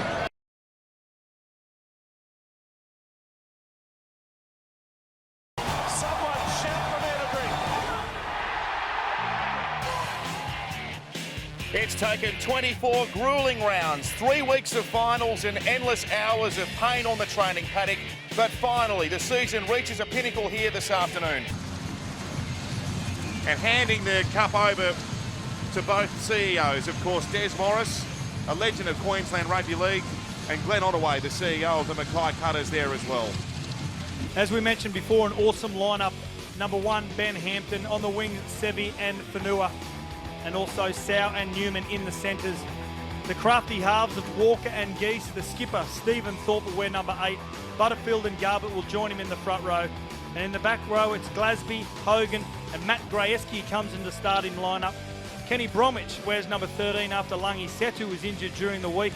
Liam McDonald, Parnapa and Kaufman will be on the interchange bench also, and the coach is Craig Ingebrigtsen, and he spoke.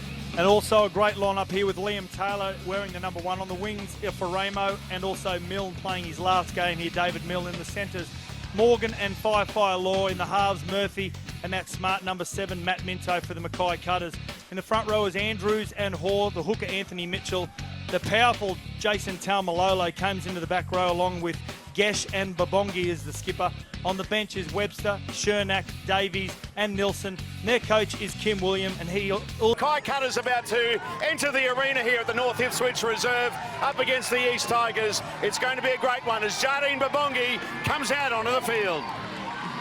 And he's one of just 3 players to have featured in all 24 games this season for Mackay. Chris Gesh and Matt Minto are the others, and he was outstanding last week, the captain. And now Steve Thorpe, the skipper for the East Tigers. They've been dynamic in the finals.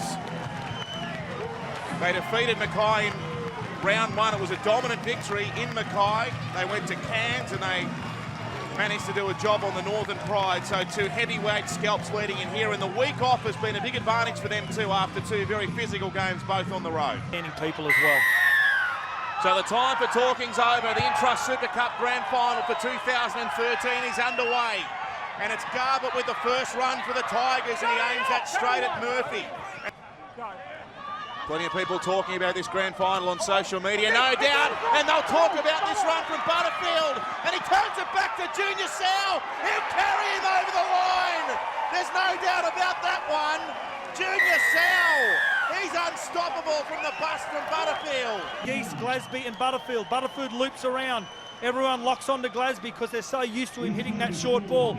Butterfield receives the ball on a sweep play, sizes up the situation beautifully and gives it to Junior Sau. And as you said, Matty, he is impossible to stop that close to the line. Here and Cody Walker, who's off to the Melbourne Storm himself. He slots it from the sideline. They jump out to an early advantage, Peter Basaltis, 6-0, and Junior Sau. How do you stop him from there? Well, you can't stop him from there. And how powerful is this right edge for the East Tigers? Butterfield summed up the situation beautifully, and then Junior Sau, bang, over he goes for the first try of the afternoon. They're controlling possession, the best out of the 2. Oh no, this has gone out on the full. The breeze has got hold of it and blown it over the sideline. He was quick to call it, Craig Ingebrigtsen. So it's an 8-0 lead. Right. Short side they'll go. I think they want to repeat set. They'll go better than that. Barita Faramo crashes over in the corner. Don't worry about the repeat set. They'll score their first try. Well, it's against momentum, isn't it? And it'll come on the back of Khalifa Fire Law's effort down the far end, trying to get possession back for his side. But Mitchell, good vision, gets on the outside of Cody Walker with that pass. And good hands by Michael Morgan onto Faramo. The right-hand side has been the centre of attack for most of the afternoon so far. Good play there from the Mackay Cutters. Not just the angle, but you can see the 4X signs blowing in the background. He starts it right, Taylor, and the wind gets hold of it. Down to you, Pete, at 8-4. For the season, that's a record haul for the club. His goal kicking in recent weeks hasn't been great. Morgan, now for Ramo, back to that man Taylor, he's in support, fires himself! How about that? The Mackay Cutters! Support on the inside. The head-on view will be great there from Morgan. Beautiful hands. Faramo goes the pass inside, holds off Hampton, just beats him with strength. He corrects it this time. Out of nothing, they're back in front. Butterfield. He goes to the air. This is well placed from Tom Butterfield. He got the bounce from heaven. Back to Junior Sal.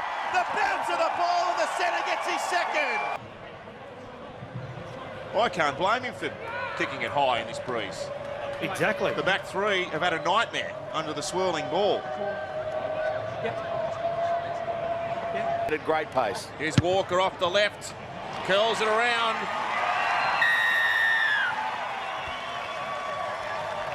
$14.10 of his weight.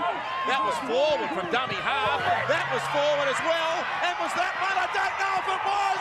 They're over. Mackay have scored. I'm convinced there was 2 forward passes there. Some pushing and shoving. I haven't awarded it. Get out of there, cutters. And he points to the spot.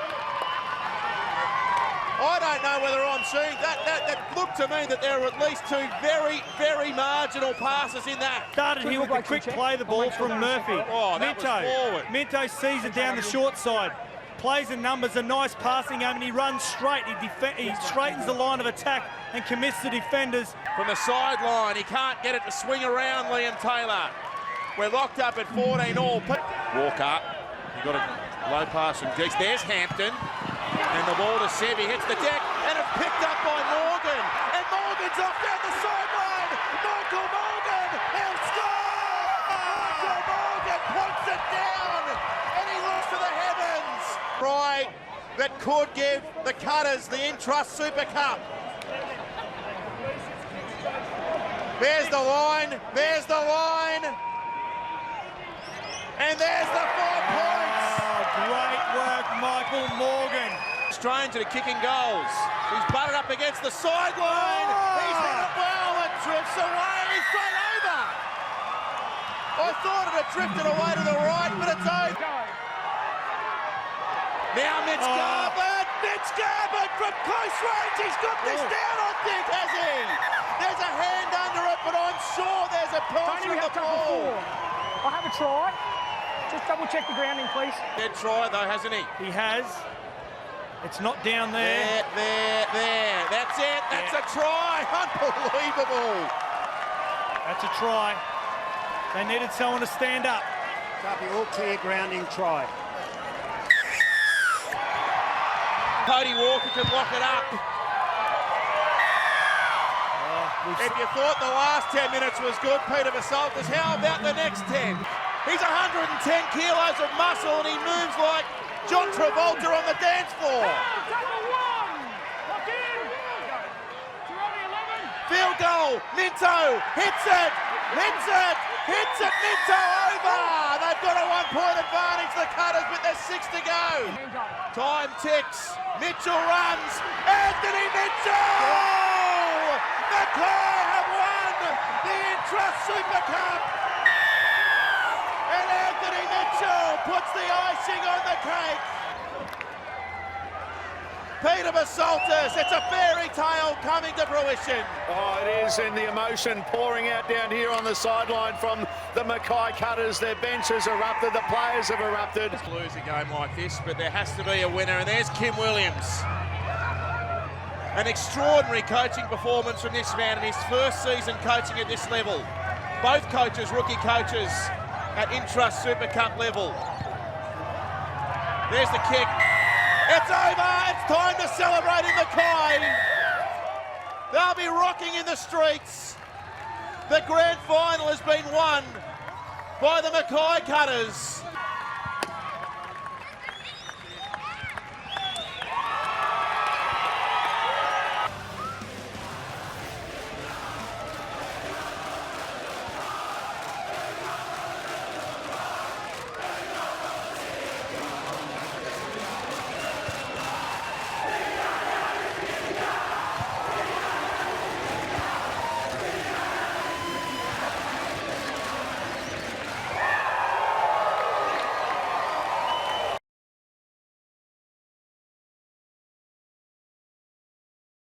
In the Intrust Super Cup from Suncorp Stadium. It is the Northern Pride against the East Tigers. And we welcome you to the home of rugby league in Queensland, if not in Australia, for Grand Final Day 2014 in the Intrust Super Cup. And what a clash we have in store for you today as well. The minor premiers, the Northern Pride, taking on the East Tigers. The Pride, of course, came up one game short of the Grand Final last year. The Tigers beaten by Mackay on this very day 12 months ago. Revenge will be a motivating factor for them. Great afternoon. The Northern Pride have got a couple of changes in their side and an important one in jersey number 20 there. But the side will read this way. Hezron Merger in number 1, Bowen, Anderson, Felt and Tajalala. Nona and Obst will be in the halves, and in the forwards it's Thorby, Drews is the captain, Ethan Lowe, Leary, McCarthy and Spina, and on the bench is Crampton, Getty, Powell Hobbs and Reith Muller, and the coach is Jason Demetrio. And Craig Ingebrigtsen has made some crucial changes to his starting team today. Yeah, some big changes. The impressive 19-year-old fullback Cameron Munster will wear jersey number 1. McAnally, Newman, Heimel Hunt in the centres, Richie Kenner, Tyson and Walker in the halves, Kafusi, Butterfield, Grayeski, Hogan, Geese and Bromwich in the back row. The interchange is Malone, Thorpe the skipper on the bench, Garbutt, Liam McDonald and the coach is Craig Ingebrigtsen. That was the Pride's biggest loss of the season so far. Who will it be? The Pride of Cairns or the East Tigers of East Brisbane? The Tigers with first use of the ball. They're only 5 out. Excitement building in Cairns. Ruse, away to Nona, lovely pass, they've got an overlap, they have the score, and the Pride break open the Tigers early on for first points. Well, the amount of pressure they've been having to put on the Northern Pride very early on, they've spent a lot of time up this end of the field. It's 2 flat runners. Thorby and Ethan Lowe really take the focus, as well as Obs, take the focus away from the defence. It's a nice exchange of passing from McCarthy onto Kyle Felt to open up the account in this year's Grand Final. He's a sharp shooter, Sean Nona, and he makes it 6 points to 0 down the Usalty. First blood to the team from Cairns, and the fans like it as well. Tom, you're not square. Tom. Sean Nona, away to Leary. That combination which has proved so fruitful this year. Ruse gives it away to Merger, and now to Bowen. They're in again, the visitors. That was good. Hezron Merger down the short side. Great little pass to David Bowen there. I've been really impressed with a couple of his touches, Merger. He's been very explosive, and just a deft pass there to a flying David Bowen, and a great try down the short side. Well, they went 2 shots, didn't they? They laid the line with the Leary run and then played the short side again. Beautiful exchange of passing by the Northern Pride left-hand side attack. Good touch. He's hit this one just as well. Down to Peter Basaltis at 12-0 in favour of the Northern Pride. Oh, you can't help. So Heimel Hunt, who's gone into the back row now with Donald Malone into the centres. Right they come. Hezron Merger joining in. He's dangerous here. Gives it back to Kyle Felt. Felt will slip it away to Obst. They have the score. David Crampton. He'll put it down next to the post. And the Northern Pride are dominating this Grand Final. Geez, it worked from Hezron Merger again on that edge, and then Kyle Felt back on the inside for Sam Obst. Beautiful lead-up work for that try. Your man, Davin Crampton, Matty Thompson. It's good work here to the right-hand side.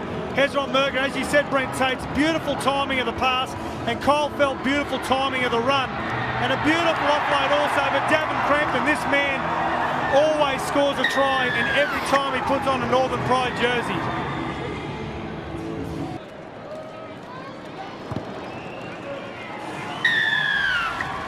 Let's head down to Peter Basaltis' sideline. And you know what? High-profile radio personality. If you keep going right, there we are. That's a shock. Tatey, would you refuse to play with that? I have refused on many times. Don't even bother coming out. It's good as bag. Don't leave home without it. All good. There's the rebound. It came away to Nona. Nona delivers the pass in the corner. Anderson. Oh, that might be it, I reckon. 22-0 with a kick to come. Clayton Sharp will point to the spot, and they're going off in Cairns. Oh, it's going to be tough to get back from this position. But it's a 5th tackle play, and it goes back to Nona, keeps the ball alive, and it's a ricochet there of Cody Walker, and he stays alive, Nona. Great work from Nona, and good vision to fire that ball out of Brett Anderson out on the left wing. Both he and Bowen have been swapping positions throughout the game, and he comes up with an important 4-pointer after half-time.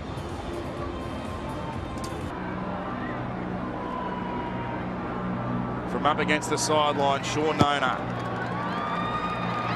It's as straight as an arrow, and it's straight over the black dot to make it 24-0. Well, Peter Basaltis, they're rowdy at the best of times in Cairns, but what about tonight? They'll be jumping through the streets. Oh, won't they ever? Rattle and Hum, Gilligan's, all those great places up there in Cairns. They'll be going off right now. Forget about tonight. That is just great awareness there to be able to see the situation, sum it up so quickly. They've done it that well all afternoon, the Northern Pride. So far. Another big charge from Power Hobbs, who got some attention in defence as they go left again. Blake Leary running freely. Leary gets the Munster, gives it to Ryan Getty. Well, you can sign, seal and deliver it now. The Pride have got this parcelled up. Well, Jason Demetrio said before the game how much they've learnt after being bundled out in straight sets last year. But look at the vision down the short side here from Nona.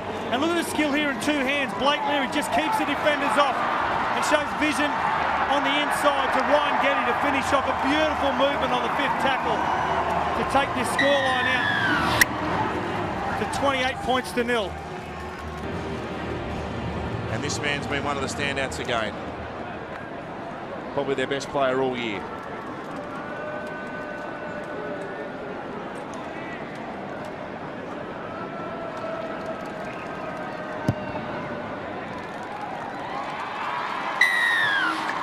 He's been perfect with the boot. And how about this for a scoreline, Peter Basaltis, as we head down the U-side line? Yeah, they're good. Right. If one player's missed a tackle, their inside defender has always come across to cover the tracks. Here's Tyson. Delays the pass. Newman. He has to come infield. Jared McInally will get it down. The Tigers will get on the board.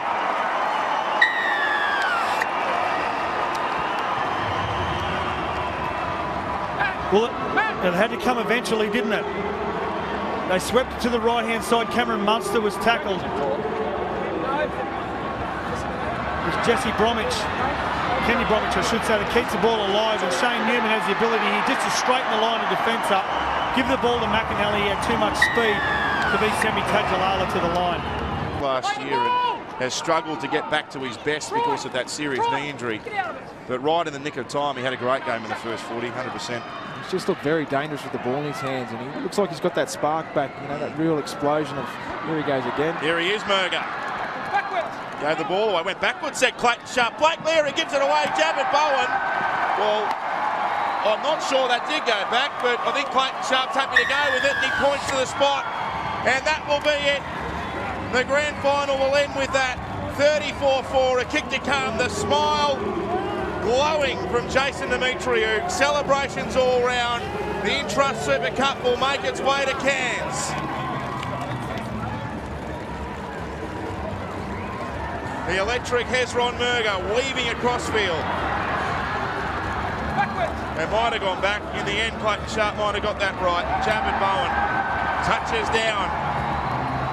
Peter Basaltis, he's down sideline. Salty, I know you can hear me down there. I hope you can. They're celebrating in front of you. Unbelievable, Matt, the jubilation on the scenes of all of those associated with the Pride on the bench. The high-fiving and plenty of celebrations there. You see Jason Demetriou with a couple of his charges, a couple of the Brisbane staff. There's Max there in the black shirt, does all of the strapping, all the Pride management here as well as we count down to the full-time siren.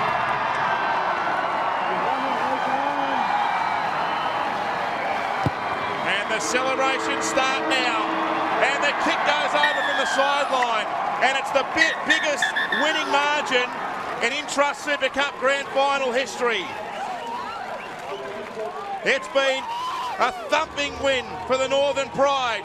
They're the 2014 Intrust Super Cup champions, 36-4.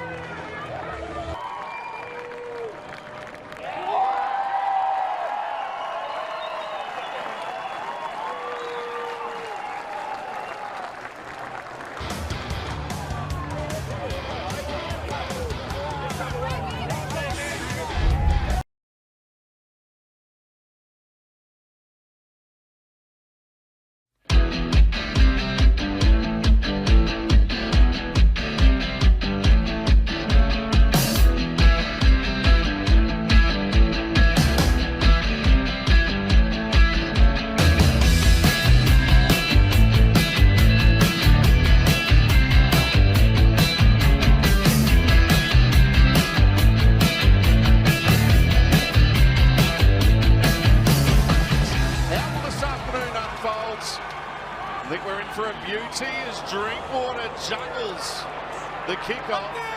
The Tigers with first use of the possession. He's kicking into that sun, obviously the far side of the ground, just putting it up high, putting the young Trey Fuller under a bit of pressure. Connor Carey coming across. How important Sats as a player like Sam Anderson in today's game. The experience that he's got with these young Redcliffe forwards around him. Because he's against the big forward pack, I like what he did. Now Rudolph off to the side next year. Get through one, get through another. Kafusi tries to struggle away from him. Eventually Kafusi and Drinkwater bring him down. What an involvement from Toby. Yeah, good explanation there, Adam. Here's the attempt at the penalty goal. No mistake. First one to Redcliffe. They lead 2-0. Really early. They get up really hard. They can control the play the ball. Walters, Drinkwater, over the top. First try of the grand final to Connor Carey. 8 away from the line. Can Redcliffe strike back? They can't, because Anderson's put it down and Tom Butterfield's away. And that is a terrific tackle there by Trey Fuller. Will get up and play at Hopewadi. Cullen stepping into the line, laid off like Trey Fuller for the line. Gets through, scores. Redcliffe back in front. Even for Tony Staggs as well. Trey Fuller, this is only his 9th game of Intrust Super Cup, and they'll be loving that try in the North Burnett region of Queensland. Hails from Idesville. In North Brisbane is now open with a massive range of Holden, Nissan, Renault and HSV brands. And for East, Suzuki is celebrating their CanStar Blue Award for most satisfied customers. Turpin, Grubbers for the in-goal area, wants it to sit up, bounces at right angles, and in the end, Brady Torpy had no choice but to just, this is the last line, he plays it.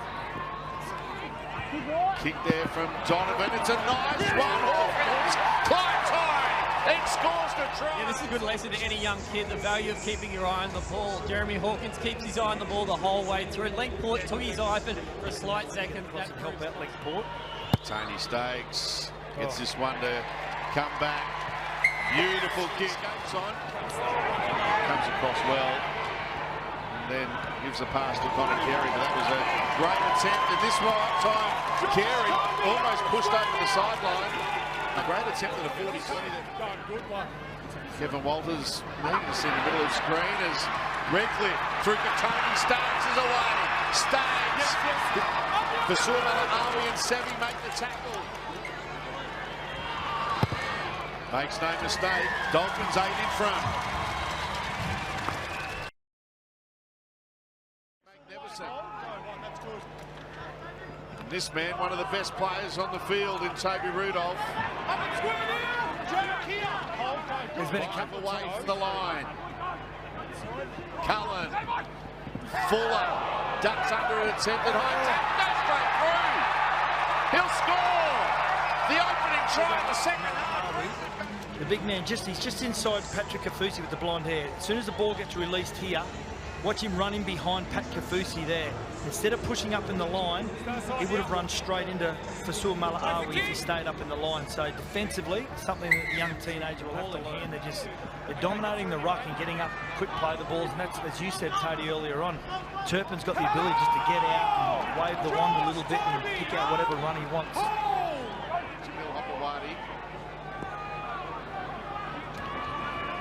Suamala Awi, Tuali's got him, offloads to Foster, and then they get him as well. Watson, Tuali's having a great game. Here's Donovan, talking about Hopewadi having a great game. This one, Watson, it's a try. This will be a miracle try. Katoni Staggs. Marion Sevi just wishing this, he's even blowing it to try and go over. Looks as though his feet are still in.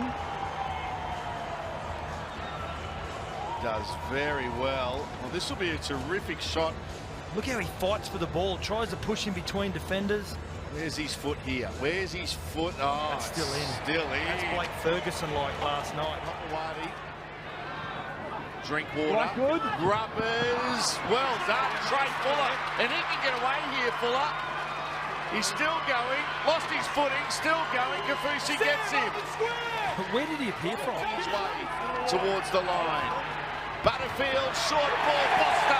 They're in, the Tigers are back in it. Taking it. Donovan kick backs towards the centre, gets away from the Sumalalawi, and they fly through and claim a try. Trying to find open space. Well, it's great vision because what usually happens is a half, they just punch it into the corner. Yep. But he looks up and he can see the fullback from me starting to trail over that side. The Bulldogs are in front by 2 at the moment, 12-10. Drinkwater. Here they go. Port throwing dummies. Link. Port links up with Scott Drinkwater. Hang on a second. The Tigers aren't done yet. They're in here, East. This man's been great also for the Tigers. Levelled on this occasion. Great shot on Albert Beto. There's a shot. Redcliffe defence standing firm. Oh, Hawkins is offside out here on this left-hand side. Kicks for Sevy's missed that one. We'll check it. He would have got up celebrating and he got a hand to it. Jeremy Hawkins was offside. He got off the line. Hopewadi. Jamil Hopewadi. Has he got over the line? The power that he possesses, he's been outstanding this afternoon. Here they go, Tom. Dropping the ball over the line, Nathan Watts. The Redcliffe Dolphins, with just over a minute to go, are going to be the premiers, and here's the exclamation point. Cullen finds Tom Opachek. The Intrust Super Cup is on its way to the peninsula. Tom Opachek with the try to life the contest. Oh, well, Cullen, it's a beautiful rehearsal to move down a short side. We haven't seen him run too much today. There's been a lot of stand and deliver with his game. But the one time he does, and he makes them pay. Beautiful dummy, and just the all-out play there by Drinkwater. Had to try something, and Opachek, he's been such a good player for them all year, so reliable. This man delivers it to him on an absolute platter. Great try. What a finish. Redcliffe, the best team all season, and the best team on grand final day. Well, don't they love it, the Redcliffe fence, Salty? We've got a few sitting not far away from us at the moment. Having an absolute ball. And look at them there. They're on their feet. It'll be full time. The siren sounds. Will we even have a conversion? Why would you bother? They're the premiers. The Redcliffe Dolphins have defeated the Tigers 36-22. We will have the conversion eventually. Sam Anderson. He's going to attempt the extras. Right boot strikes it. He misses. It doesn't matter. Celebrate Redcliffe, you're the premiers. The Redcliffe Dolphins have won the 2018 Intrust Super Cup Grand Final, 36 points to 22 over the East Tigers in a great contest here at Suncorp Stadium. This one, Redcliffe. They are the premiers.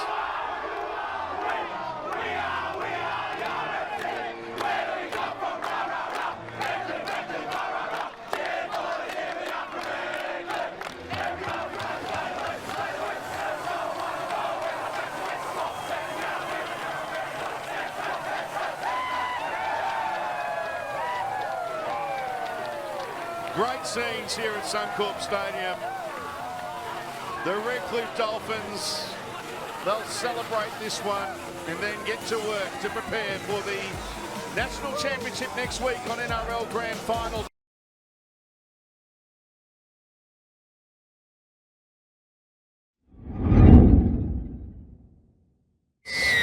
And plenty of NRL aspirants on display in the State Cup final. And is there a knock on from the kickoff? There is. So a horrible start for the Rabbitohs. Well, we were talking about conditions earlier. A good tackle from Jordan Grant. Quick play the ball as well. Now Hawkins kicks. Here come the chasers. And great take. And the try is scored by Munro. The Rabbitohs are in first. Harvey Norman replay. Hawkins puts the high kick. Not just content to tackle the opposition fullback. He's over the top of him, Munro, and does that so comfortably. You can see the naturally gifted talent there, Cameron, can't you? Absolutely. And just speaking about that kick, Gus, Hawkins, he judged that perfectly. Last play here for South Sydney. Taupa. Now Taff, lovely ball, and Carr goes in the corner. Plenty of bodies in motion, nice option runners, and look at that last bit of play there by Blake Taff. Just a nice little tip on to Tom Carr. They're away to a great start, the Rabbits. It's a real skill the fullbacks have got. The good with fullbacks have got is a sense of timing and tempo with their running. Cole Guy's on the field. And looking to make an instant impact. Cole Guy gets over the line. Has he got the ball down? He's confident. Early. At this point here, you can see the point of the ball is in contact with the ground. We have a decision. Just seen an opportunity, ducked out a dummy half, threw a dummy. Actually shows great strength to get to the line and then roll over and get the point of the ball on the turf. That's a nice grand final try. Lockie? Yeah, well, the South bench, they just said to the trainer who was running the water out, Guy's on. So they've obviously done their homework on him and know that he runs the ball a lot, but the message obviously didn't get out there quick enough. So last play for the Rabbitohs. Taff. Now Gay Guy to Munro. Not there. You got that terribly wrong. And do you see there the ability to get the ball away after Riley Jacks come up hard out of the line to create that space on the outside for Tyrone Munro. He still had plenty of work to do here. You see the covering defence of the Tigers. He gets down low, stretches out. He's got a great reach. Set, so last play now for the Rabbitohs. They kick to the in goal. They're in and there. What a take in traffic. Terrific try. Ethan O'Neill, the try scorer for the Rabbitohs. They extend their lead. Just a nice little jink at the line. And then they just caught Taj Wood. He was defending a couple of metres inside his in goal. Really hard to stop tries when the fullback's positioned in the in goal. You need to be coming forward along, pretty much your line needs to be along the goal line. And O'Neill, he wanted that ball more. Hulu, as I mentioned, 3 premierships in a row for him. South, oh, they're loving it down here on this right side. Oh, Mamazelos couldn't find Taff, but he found Taupua, but he's held up, is he? Or he's over the line. That's a try. They have gone back-to-back. Brilliant work in the lead-up for the Rabbitohs. Harvey Norman replay. Watch this. He'll go through the line. Man in support. No, I'll dummy it. Then he gets the offload. He's just got to score now. Go over and score. No, I'll go back against these two and try and muscle my way into the in-goal. Everyone went the wrong way. No one threw the pass when it should have been on, but somehow they've got across the line. That's a telling try. And Cameron, grand final day, 7:30 game at night. When was your last meal and what did you eat before a game? Well, that's the one set thing I had on game day. I used to love eating spaghetti bolognese. As the Rabbits go away down the right side. Yeah, and it goes to Munro. They're in. That's a great try. What about the Gene Miles pass from Rahm in the lead-up? Attack from. It was a nice hit up through the middle of the field. Breaking tackles, lovely offload. And second phase play. This is the way to go. A couple of passes. You're always going to find some space somewhere. And it's a smart job to finish off. Nice draw and pass, and Munro goes across for another one. Lockie? Yeah, well, the offload, he drew in 5 defenders. And you're going to find space. Nice little pass there. And you can just see the Tigers are starting to fatigue in the middle, and that's making the edges of their defence look really fragile. And they've been really good on that edge, the Rabbits, and Munro. Hold, go one. Pezzett. Jacks. Short ball, and it's a very good one, and the Tigers are in. So they've got one back here, the Tigers, through rafter. Just look at the work here from the two halves. First of all, Jonah Pezzett, nice and square, deep into the line, then Riley Jacks the same. And just a lovely ball at the line. Nice soft hands for Thomas Rafter. Let's watch here. Pezzett has a look at the defensive line, straightens his run. square, deep into the line. Nice pass. Same for Jacks. Holds up the defence. And that's a nicely timed run there by Rafter. It was just a nice little double pump. They got to shift to their far right. Jacks, Pezzett, and an intercept. They've got it here through Carr, who's going to run away the length of the fields. And South Sydney score a try. They were stretched, the Rabbitohs. They only had 3 defenders from the far post. And it was just a poor execution in pass. And the Rabbitohs were able to jump on a loose ball. Had a fair way to travel, did Tom Carr, but he got there in the end. It's been a strong performance by the Rabbitohs all day. They've had a fantastic second half of football. They're going to take this one out. Yeah, Tom Carr will play it eventually. O'Neill, flick pass to Mitchell. He throws it out the back, and they are going to go in again. It is party time for the Bunnies. He's really starting to find his feet in the NRL game, and look how calmly he does this. It's a lovely stand in the tackle. He'd already hit one up earlier.